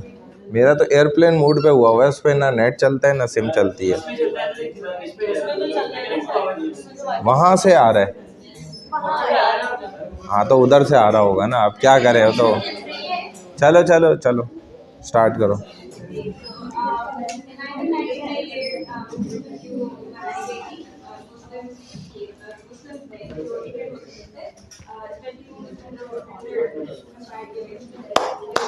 खामोश हो जाओ भाई। हाँ तो खामोश कराने के लिए तो बजानी, खामोश कराने के लिए तो बजानी पड़ेगी। हाँ भाई, चले चले। तो ये दो मेन ब्रदर्स थे उस टाइम पे जिन्होंने ये मूवमेंट बनाई थी। उनका एक का नाम था मौलाना मोहम्मद अली जौहर और दूसरे थे मौलाना शौकत अली जौहर। इसके अलावा भी काफी सारे लीडर्स थे जैसे कि हजरत मोहानी और अब्दुल कलाम आजाद, और सिर्फ इसमें से एक लीडर थे जो नॉन मुस्लिम थे, महात्मा गांधी। उनका ये बिलीव था कि अगर मुसलमानों को आज़ादी मिलेगी तो उसके साथ साथ जो है वो हिंदुओं को भी आज़ादी मिल जाएगी। तो इन शॉर्ट वो बेसिकली इंस्पायर्ड थे। कुछ जो मेन ऑब्जेक्टिव मूवमेंट के वो ये था कि एक तो खिलाफत मूवमेंट को प्रिजर्व किया जाए, दूसरा ये कि जो मुसलमानों की जो बड़ी साइट्स हैं जैसे कि खानी काबा और मस्जिद नबवी वगैरह, ये सारे मुसलमानों के अंडर ही रहें और उनकी टेरिटरी के मतलब उनकी टेरिटरी जो है खिलाफत सिस्टम का ऑटोमन एम्पायर वो सारी उनके अंदर ही है। तीसरा जो था ये मेन ऑब्जेक्टिव उनका ये था कि जो जब टर्की हार गया था तो उस टाइम पे रेसिज्म जो था स्पेशली ड्यूरिंग यूरोप और यहाँ पे इंडिया पे वो बहुत आया था और उसकी वजह से काफ़ी सारी डिस्क्रिमिनेशन हमें फेस करनी पड़ी थी हमारे एंसेस्टर को। तो इसका नतीजा ये रहा था कि काफ़ी सारी मौत भी हो रही थी, बहुत सारे राइट्स उनसे छीन लिए गए थे और ये मूवमेंट इसलिए कायम हुई थी ताकि ब्रिटिशर्स को थोड़ा प्रेशराइज किया जाए ताकि वो हमें कुछ घूमते दें इंसानों की तरह हमारा भी लगे। तो इन शॉर्ट आगे जाके ये मूवमेंट फेल हो गई थी क्योंकि सही से प्लान नहीं किया था, इसको काफ़ी सारे डिसएग्रीमेंट हुए थे। दूसरा ब्रिटिशर्स जो थे उनके पास बहुत सारी पावर थी और हम क्योंकि टर्की भी हार गया तो इसका मूवमेंट को कंटिन्यू रखने का कोई मतलब नहीं था। So this was all.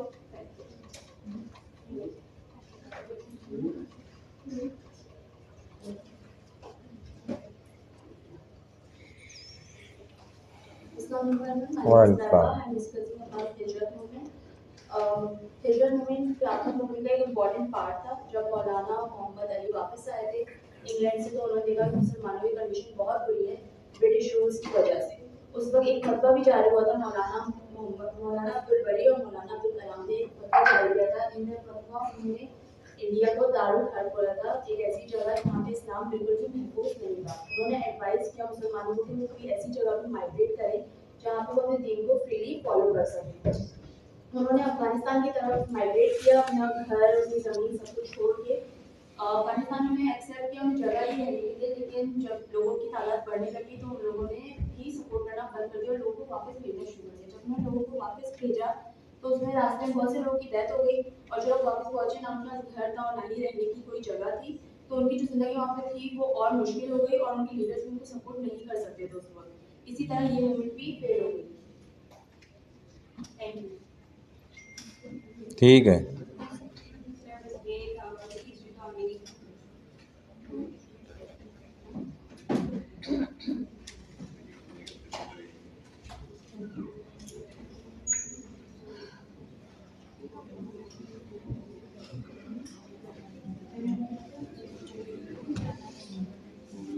चले भाई, नेक्स्ट ग्रुप कौन है इसके बाद? ईमेल वो करा है इन्होंने, व्हाट्सएप किया, क्या किया है? ग्रुप नंबर आपका क्या था? ग्रुप नंबर 5 था आपका, 6 था ना? तो 7 और 8 वाले आप लोग भी भेज दें डन ग्रुप पर, या CR को भेज दें, वो ग्रुप पे भेज देंगी। आप भी भेज दें, अपना ग्रुप डन हो गया। जो लड़की एब्सेंट है उसका नाम भी लिखें भाई, ये ग्रुप 6 वाले, जो लड़की एब्सेंट है उसका नाम भी लिखो और अगर ग्रुप ओपन है तो वहाँ पे शेयर करो डन करके, वरना जो है ना उनको CR को भेज दो। ग्रुप नंबर 7 कौन है?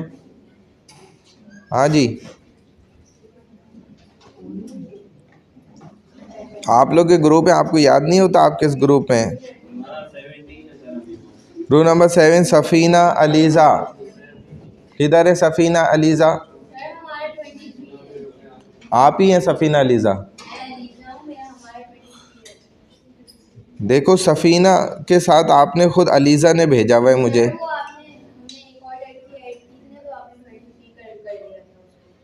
अच्छा चलो 23 आ जाओ।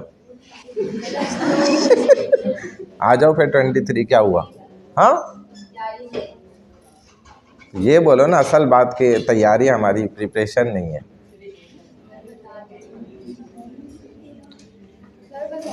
ग्रुप नंबर 8 कहाँ है जी?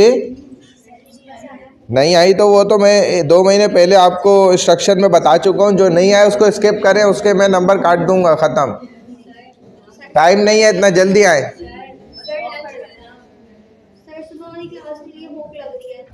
हाँ भूख लग रही है ना, मर जाओ भूख है तुम, भूख लग रही है। जल्दी आओ, जल्दी करो, इधर दूसरे सिलसिले शुरू हो रहे हैं। क्या नाम है? अलीजे और उमेहा।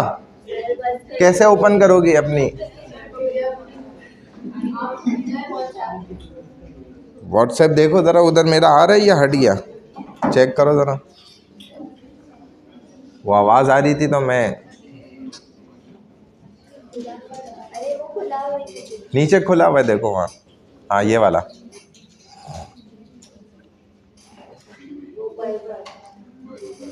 मेरा ख्याल है हट गया भैया। तो आपके पास है, मोबाइल में है?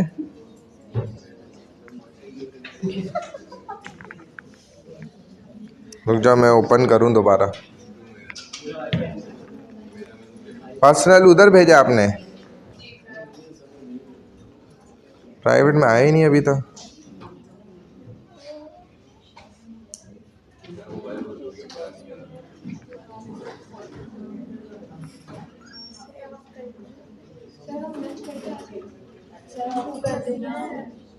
मुंह बंद कर लो, खामोश हो जाओ। खत्म कर ले, खत्म कर। भाई आए नहीं, क्या हुआ? वो तो कर लो, लेकिन इधर आए तो मेरे पास पहले, बहुत पहले। तो नंबर अब इधर डालो या तो फिर आएगा। अभी दोबारा भेजा है। हाँ ये आ गई ना।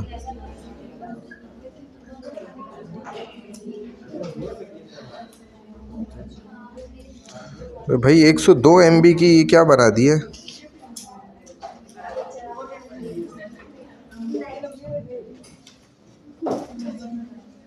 इतनी बड़ी फाइल कैसे बनाई है? इधर वैसे ही नेट नहीं चलते हैं, आपको पता तो है।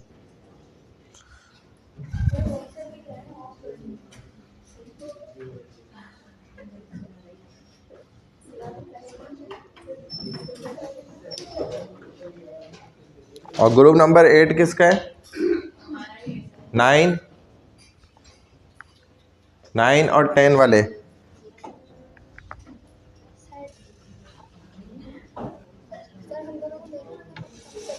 100 MB से ऊपर की फाइल है ये, तो बड़े आराम से हो रही है। 9 और 10 वाले भी भेज दे फ़ौरन व्हाट्सएप अपनी प्रेजेंटेशन।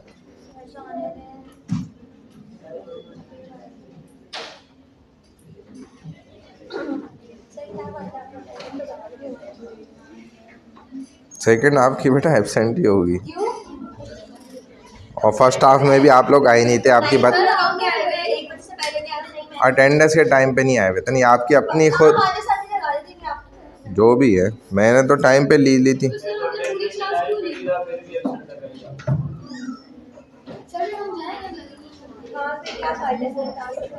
ग्रुप 5 भी भेज दें, उनका भी डन नहीं हुआ हुआ।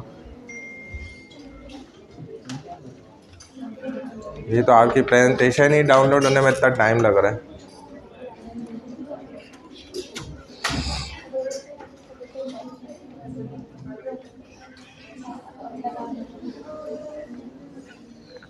यहाँ सिग्नल भी कम है।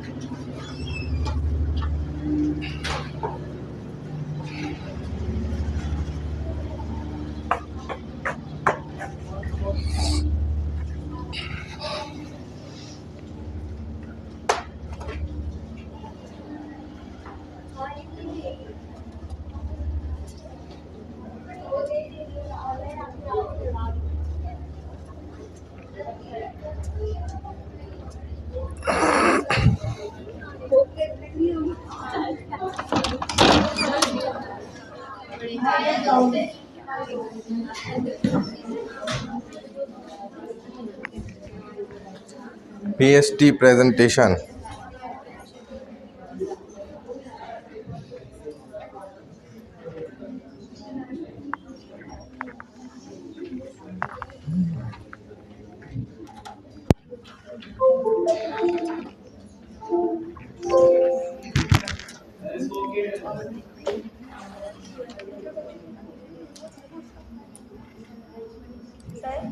हाँ जी, जो उनका जो पार्ट है जो गलती स्किप हुई है जो नहीं आए उनका इंट्रोडक्शन तो इंट्रोडक्शन स्किप करके हाँ स्किप कर दें उसको, अपना पार्ट शुरू करें बस। चलें, आ गई ना?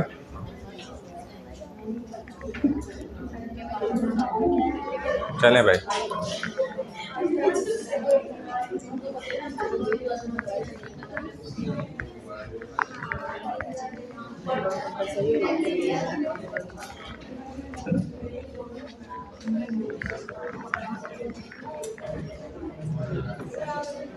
वालेकुम।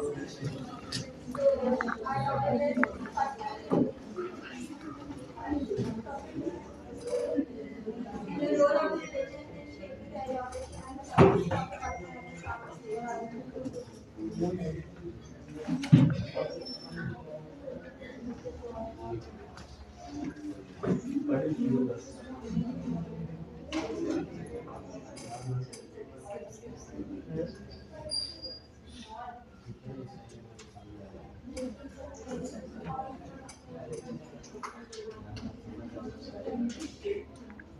Religion. So the topic of religion is state policies and the constitution. 1949, objective resolution passed start from the power belonging to Allah. So we know that all power belongs to Allah. And the 1949, in that time, like the government decided the rules जो है वो according हमारे इस्लाम के बने चाहिए ताकि हमें आगे जाके प्रॉब्लम ना हो. Then we talking about the 1956 Pakistan officially became the state Islamic Republic of the Pakistan, and that time also declared the religion, state religion in every constitution.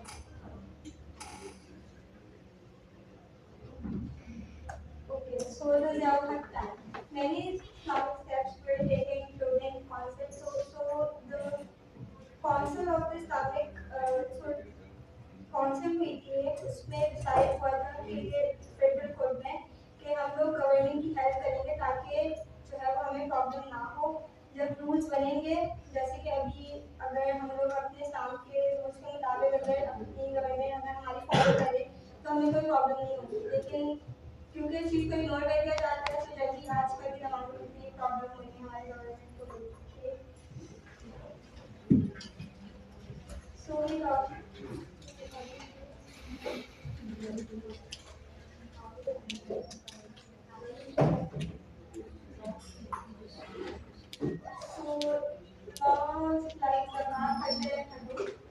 Audience हमारी जो ऑडियंस थी उन्होंने लाइक जैसे मेरा शुरू कर दिया था उनको फ्रेंड्स चाहिए थी और लीगल जस्टिस उनको जो उनके जो राइट्स थे वो नहीं मिल रहे थे तो हमारी जो police थी और the Pakistan police decided to close all the country systems and have the teach and the Quran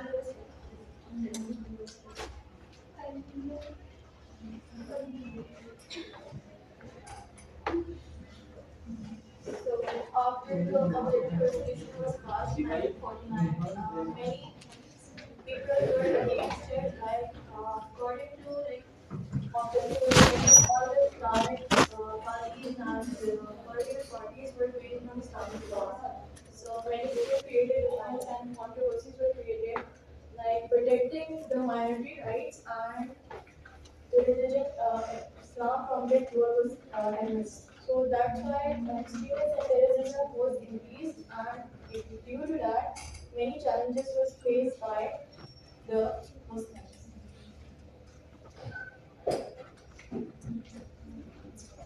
Okay, so Pakistan, based on identity and government of Islam, so Pakistan often make alliance बनाते हैं according to the Islamic identity religion are making international decisions. So according to that, social norm and cultural states was practiced and individual identities.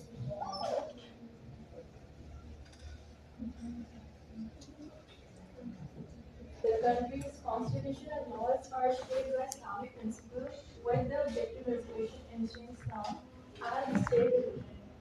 So basically, the whole country's constitution was formed according to the Islamic laws and Islam is the main focus in Islamic country of Pakistan.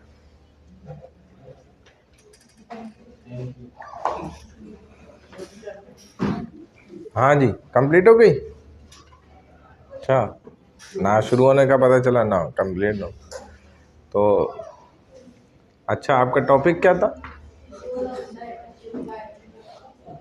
अच्छा, हाँ भाई, आपने सुना इन्होंने क्या topic बताया? तो सुना नहीं तो पूछ क्यों नहीं रहे हैं? क्यों नहीं पूछ रहे भाई? जब आपको पता ही नहीं है, वो इतनी देर से हाय बाय शाय कर रही हैं और आप सुनी कुछ नहीं रहे क्लास में बैठे में। पूछो टॉपिक क्या है, पूछो। शाबाश, आपसे नहीं बोल रहा भाई, असद भाई, आप नहीं वो बचूंगे से। हाँ जी, आपके साथ ही है, इनके साथ जो आप बैठे हुए ना, यूं यूं इधर उधर देखना, या आप वर्जिश ना करें गर्दन की। चलें, इनसे पूछे टॉपिक क्या है, व्हाट इज़ योर टॉपिक? हाँ जी, टॉपिक ज़रा समझ के मुझे बताएं क्या है। पूछे ना भाई हजरत।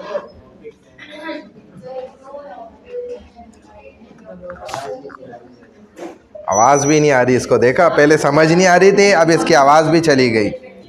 हाँ जी, आप सुने ज़ोर से, दोबारा बताएं इनको एक दफ़ा। इस्लाम का क्या रोल है पाकिस्तान कॉन्स्टिट्यूशन को बिल्ड करने में? हाँ जी, क्या समझ आए टॉपिक?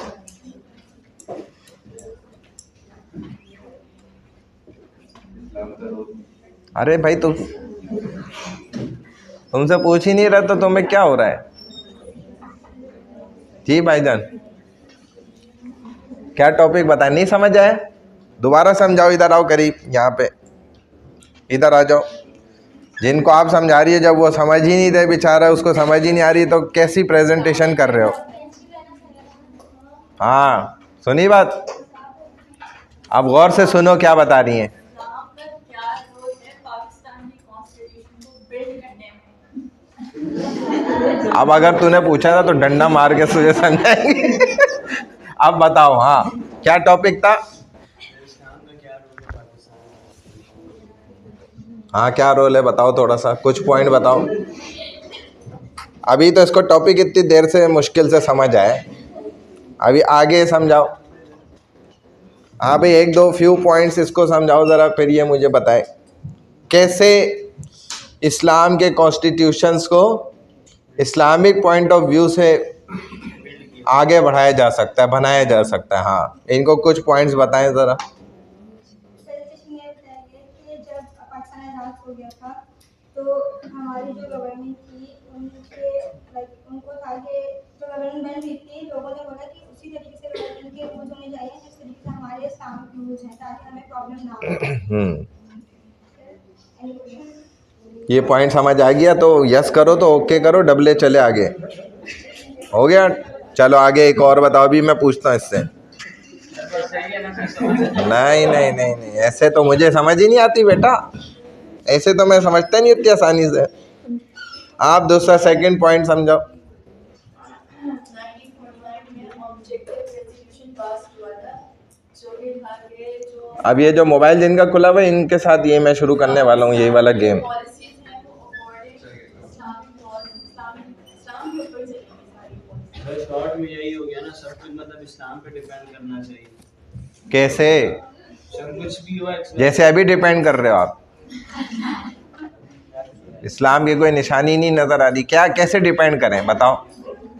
दो पॉइंट इन्होंने अभी बताए इतने ज़बरदस्त, वही चलो रिपीट करो, या अपने दिमाग से कुछ नया बता दो।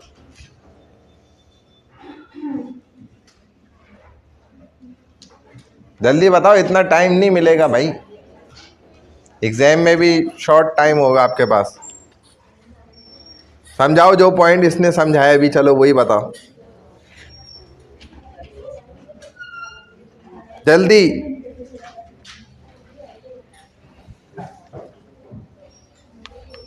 जब पाकिस्तान बना तो उसके पास अपना एक कानून था ना उसमें, लेकिन वो कानून हमने कौन सा लिया था?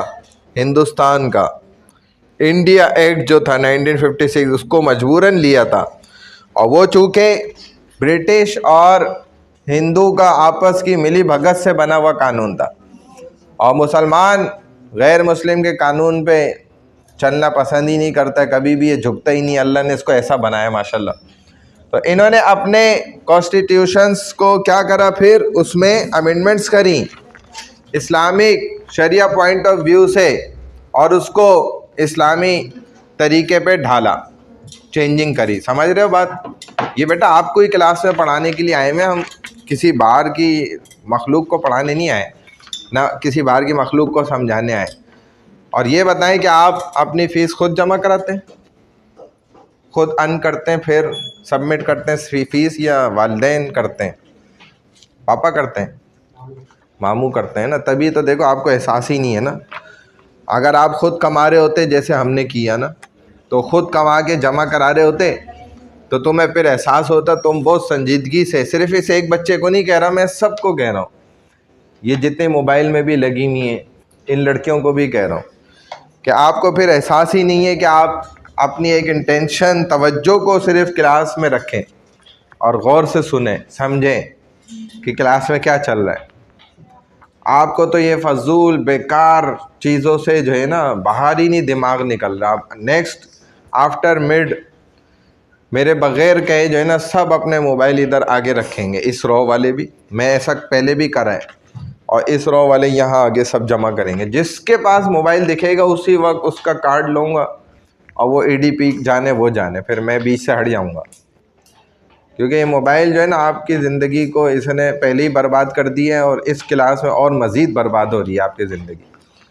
क्योंकि आपकी इस मोबाइल की वजह से जो है ना सलाहियतें ज़ीरो हो गई हैं, या आपको खुद एहसास ही नहीं हो रहा। बिल्कुल आप ज़ीरो पे आ चुके हैं, हर लेवल आपका ज़ीरो पे है, जो मुझे महसूस हो रहा है बहुत ज़्यादा।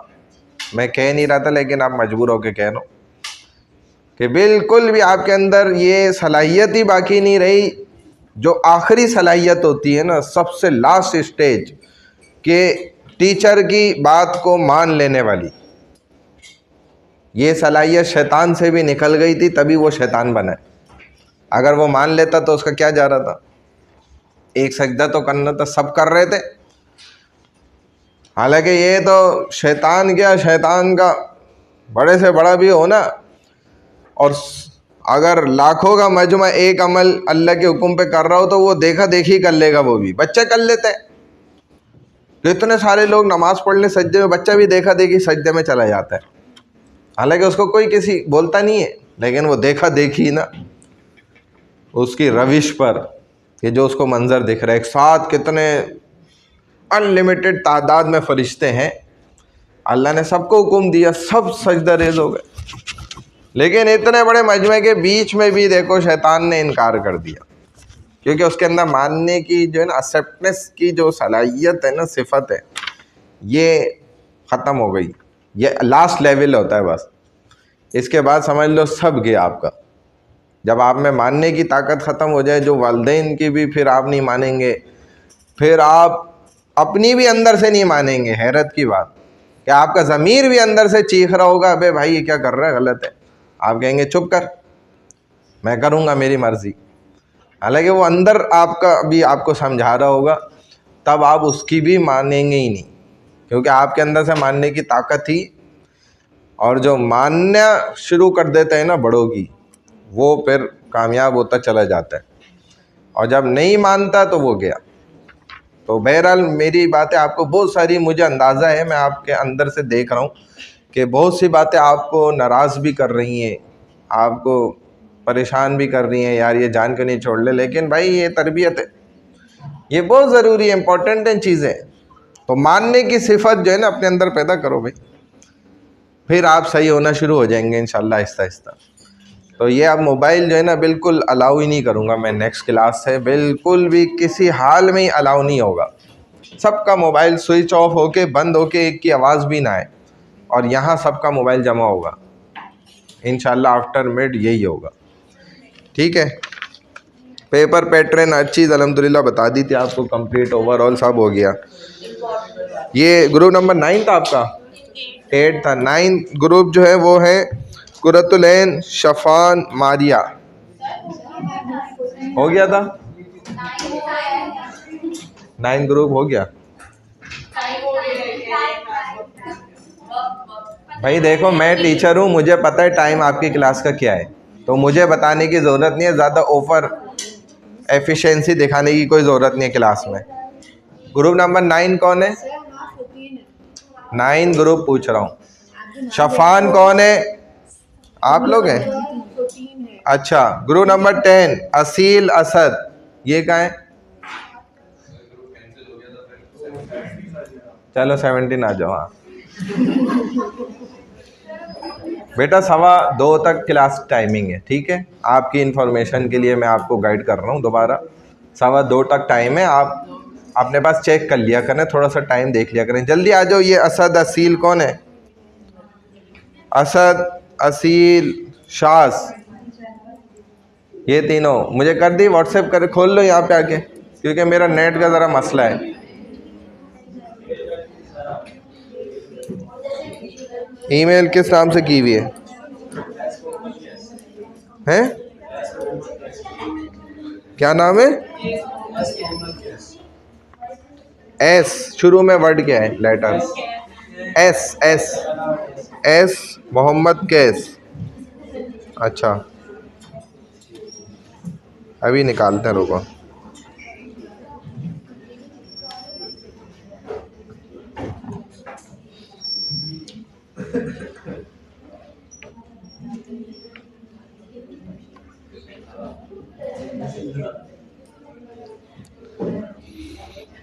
कितना पहले की है? काफ़ी पहले की है। कल रात वाली तो आई भी नहीं है।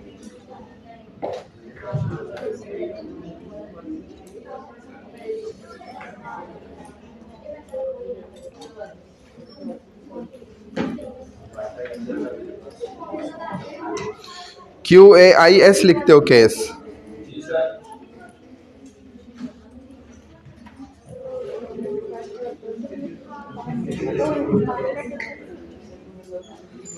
खिजर शेख है, तौहीद अहमद है, यही आई नहीं है बस।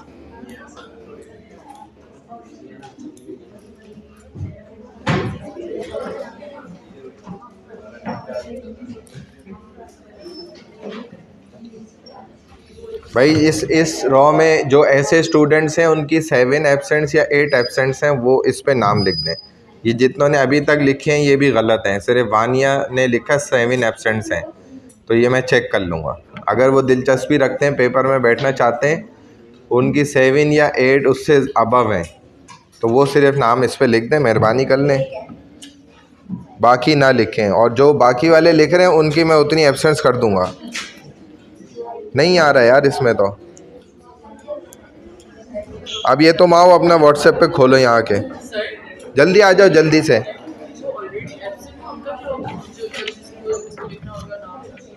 एब्सेंट है तो वो देखें, खुद ही गैर जिम्मेदारी का है ना, उनको एहसास ही नहीं है जिम्मेदारी का अपना।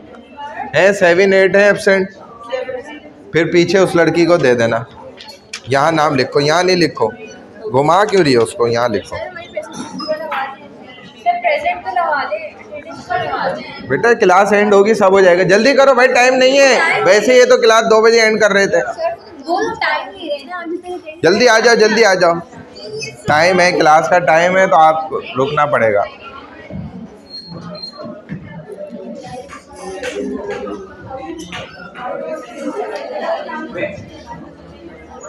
जल्दी आ जाओ, उतना टाइम नहीं है, शॉर्ट टाइम है। ग्रुप 9 तक ग्रुप पे डन करके भेज दें सारे स्टूडेंट्स। हाँ कर दें, वो ग्रुप पे भेज देंगे। फिर जल्दी करें, जल्दी जल्दी, फास्ट। इधर आके व्हाट्सएप पे खोल लें आप।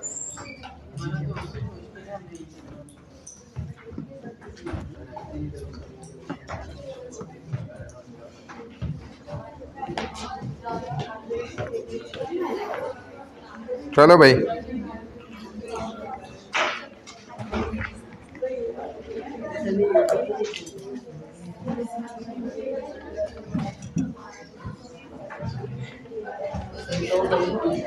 ये 4 लड़के क्यों आ गए? 3 का नाम है। वो लास्ट मोमेंट में चाहता है कि मतलब अभी इसका ग्रुप 23 हो। अच्छा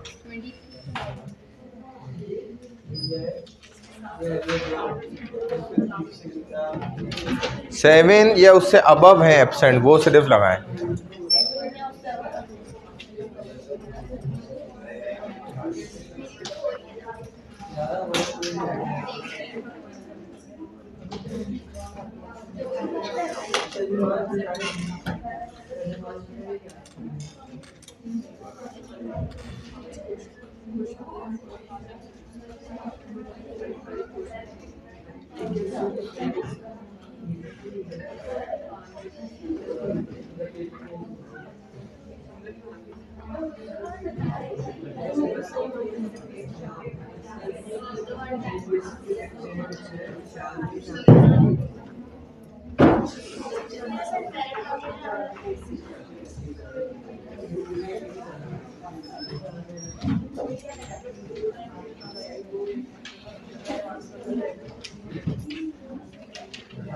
हो गई। यहाँ पे है कोई? इस साइड है कोई? कोई नहीं है?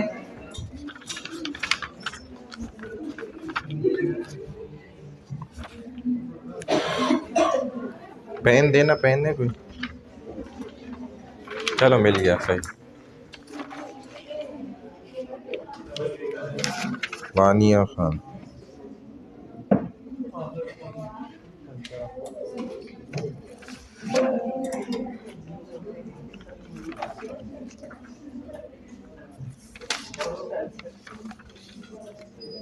हमारा टॉपिक है कल्चर्स ऑफ पाकिस्तान।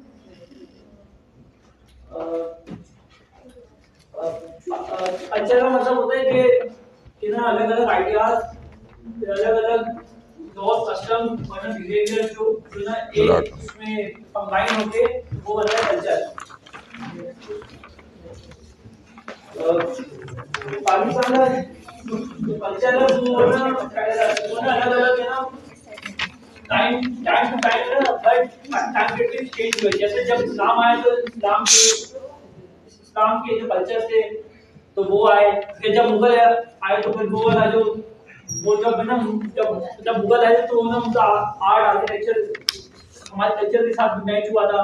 फिर जब ब्रिटिश आए तो फिर उनका थोड़ा इंग्लिश और वेस्ट वाला जो कल्चर था वो आया, तो हमने ना उस हिसाब से यहाँ पे ना जो पाकिस्तान कल्चर था वो इस हिसाब से ना है ना वो है ग्रो हुआ है और ना अपडेट हुआ है।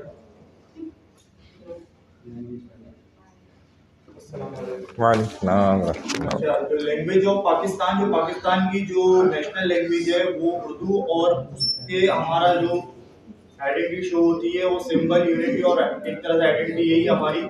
और जो हमें ऑफिशियल लैंग्वेज दी गई है वो इंग्लिश है, जो कि हम सिर्फ क्या बोलते हैं एजुकेशन बेस पे, बिजनेस बेस और गवर्नमेंट के कामों पे यूज की जाती है।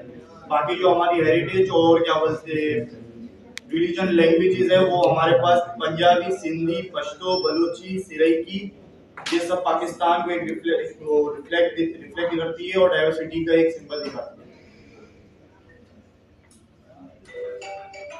उसके बाद रिलीजन और फेस्टिवल्स हमारे पास जो ज़्यादा रिलीजन जो हमारे पास फॉलो किया जाता है पाकिस्तान में 96% इस्लामी है जो कि फॉलो हुआ जाता है। और जो उसके जो कुछ क्या बोलते हैं फेस्टिवल्स है जो हम इधर बनाते हैं वो हमारे पास ईद उल फितर, ईद उल अज़हा, रमजान और ईद उल मिलादुन नबी, और ये सब ये जो हमारे मेजर फेस्टिवल्स है जो हम इधर फॉलो करते हैं। अस्सलाम वालेकुम। Dress and clothing, national dress salwar kameez है, regional variation Sindhi Ajrak and cap, Balochi turban, Punjabi paranda and khussa shoes, Pashtun chapan coat, reflect modesty and cultural pride. किसको बता रहे हो? उधर तो देखो उनको, इंसान वहाँ बैठे हुए, इधर थोड़ी बैठे हुए। किसको बताना चाह रहे हो? उधर कौन है वहाँ? वो तो तुमने बनाई हुई तस्वीर गलत है। 3 मर्द 1 औरत, ये कौन पागल आदमी ये तुम लोग क्या यार, ये क्या तस्वीर बनाई है? ये AI तो ऐसे ही तमाशा बनाता है इंसान का। अभी देखो ये तस्वीर सही है, 1 मर्द 3 औरतें होती हैं तो समझ भी आता। कि चलो उसकी बीवी है, कोई मसला नहीं है, खैर है। ये क्या बनाया तुम लोग? हाँ अच्छा, ये 3 भाई हैं इसके, कहाँ लिखा हुआ है? हाँ नहीं, ये पिक्चर आपने कहाँ से ली? AI से लिए? देखा ना, ऐसे ही तमाशे करवाता है AI। इज्जत ही इंसान की चली जाती है वो AI के चक्कर में।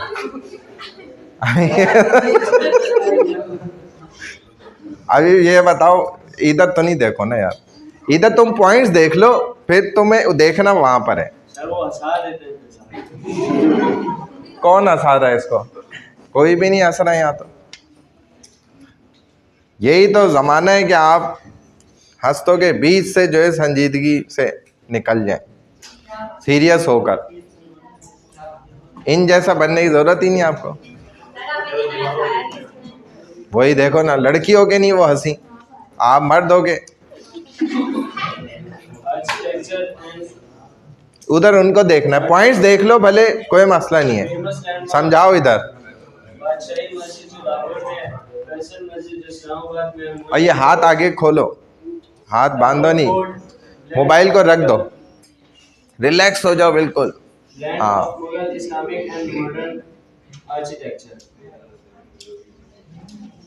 दोबारा बताओ, पीछे करो भाई, स्लाइड रिवर्स ले जाओ स्लाइड को, और हाथ तुमने ऐसे छोड़ने, यूं यूं भले करते रहो।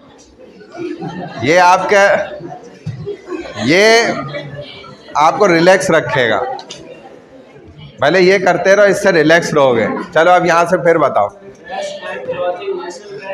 और थोड़ा सा ना इधर आओ, यहाँ से वहाँ तक चल के भी जाओ, वापस आओ।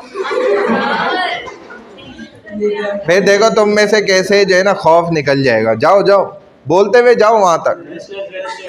उसको छोड़ो, उसको छोड़ो, वो तुम्हें याद है, तुमने खुद नेशनल ड्रेस पहना हुआ है यार। अपने आप को देख लो, उसको क्या देखना है।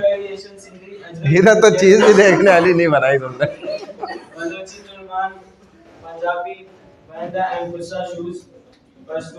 तो ये होता क्या है वो तो बताओ। पैर में पहनते हैं, सर पे पहनते, क्या करते हैं इसको?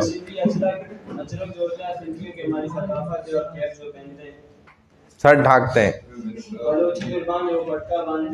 पहले देखो जैसे स्कूलों में, और ये ख़ास होता था, चाहे कॉलेज हो यूनिवर्सिटी हो, तो आपके ड्रेस में कैप, ये वो भी मुसलमानों वाली ना, वो लाजमी मैंडेटरी होता था। सर ढक के बच्चा, यानी कि अगर वो इधर उधर टुल्ला भी मारता था, ये बच्ची का मोबाइल छीनो, तो वो जेब में जो है ना अपनी टोपी छुपा के फिर इधर उधर निकलता था, कि वो पहचान होती थी कि भाई ये मदरसे का, स्कूल का, कॉलेज का, यूनिवर्सिटी का स्टूडेंट है। टोपी भी छुपाता था। अब वो टोपी नहीं है तो ये बताओ कि ये पार्ट ऑफ आवर क्लॉथ है, ये हमारे लिबास का हिस्सा है। और अगर ये हमने नहीं पहना हुआ, इसका मतलब है कि हमने इनकम्प्लीट ड्रेस में है। जैसे किसी बंदे की शर्ट नहीं हो, नेकर ना हो, पैंट ना हो, लड़की है उसका दुपट्टा ना हो, तो ये क्या है? अच्छा, सर पे नहीं है टोपी, तो ये भी इनकम्प्लीट ड्रेस है, ये कंप्लीटेड नहीं है। ठीक है, तो मुसलमान तो खुसूसन एक आम इंसान भी इनकम्प्लीट ड्रेस नहीं पहनता, कि जो ड्रेस ही मुकम्मल ना हो। हाँ, तो यानी कि टोपी अगर नहीं है तो क्या है? आपका ड्रेस मुकम्मल नहीं है, ना मुकम्मल है। ये चीज़ें समझाओ ना, ये पॉइंट समझाने के। ये मुंह में तुम्हारे क्या है? बबल खा के प्रेजेंट दे रहे हो यार, क्या कर लो? तुम खुद ही नहीं सीरियस हो तो ज़माने को क्या सीरियस करो? चलो आगे चलो। बिरयानी क्या है? मसाले वाली है, सादी है, क्या है? बिरयानी। ये नसीब वाली? अच्छा। और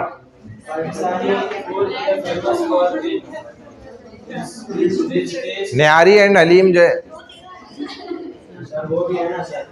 मतलब ये निहारी समझाओ ना भाई, ये इधर की सकाफत कैसे, ये समझाना आपने पॉइंट। कल्चर में आ जाती है ना। हाँ, ऊँट के गोश्त की निहारी इधर पसंद की जाती है, बताओगे तो पता चलेगा ना। सर जैसे बिरयानी है वो यहाँ की हो गई, कराची में बंदे ज़्यादा वो करते हैं। अच्छा बिहारी एंड हकीम जो है वो मतलब ज़्यादा जगहों पे हाँ, चबली कबाब एंड सज्जी, शरीफ खैबर पख्तूनख्वा और बलूचिस्तान की वो है। पठान लोग ज़्यादा उसको पसंद कर रहे होते हैं। चलें, हलवा पूरी। ब्रेकफास्ट चलो नेक्स्ट लड़का कौन है? असद है, आ जा भाई। हाँ, याद नहीं है तुम्हें? तो भाई इसका नाम एब्सेंट करके दे दो ये पे अगली दफ़ा में। लेकिन आप लोगों ने भी सही नहीं दी प्रेजेंटेशन, दोबारा दो। हाँ, दोबारा तैयार करो, मैं अटेंडेंस ले रहा हूँ। बैठ जाओ, सेकंड हाफ की अटेंडेंस ले रहा हूँ।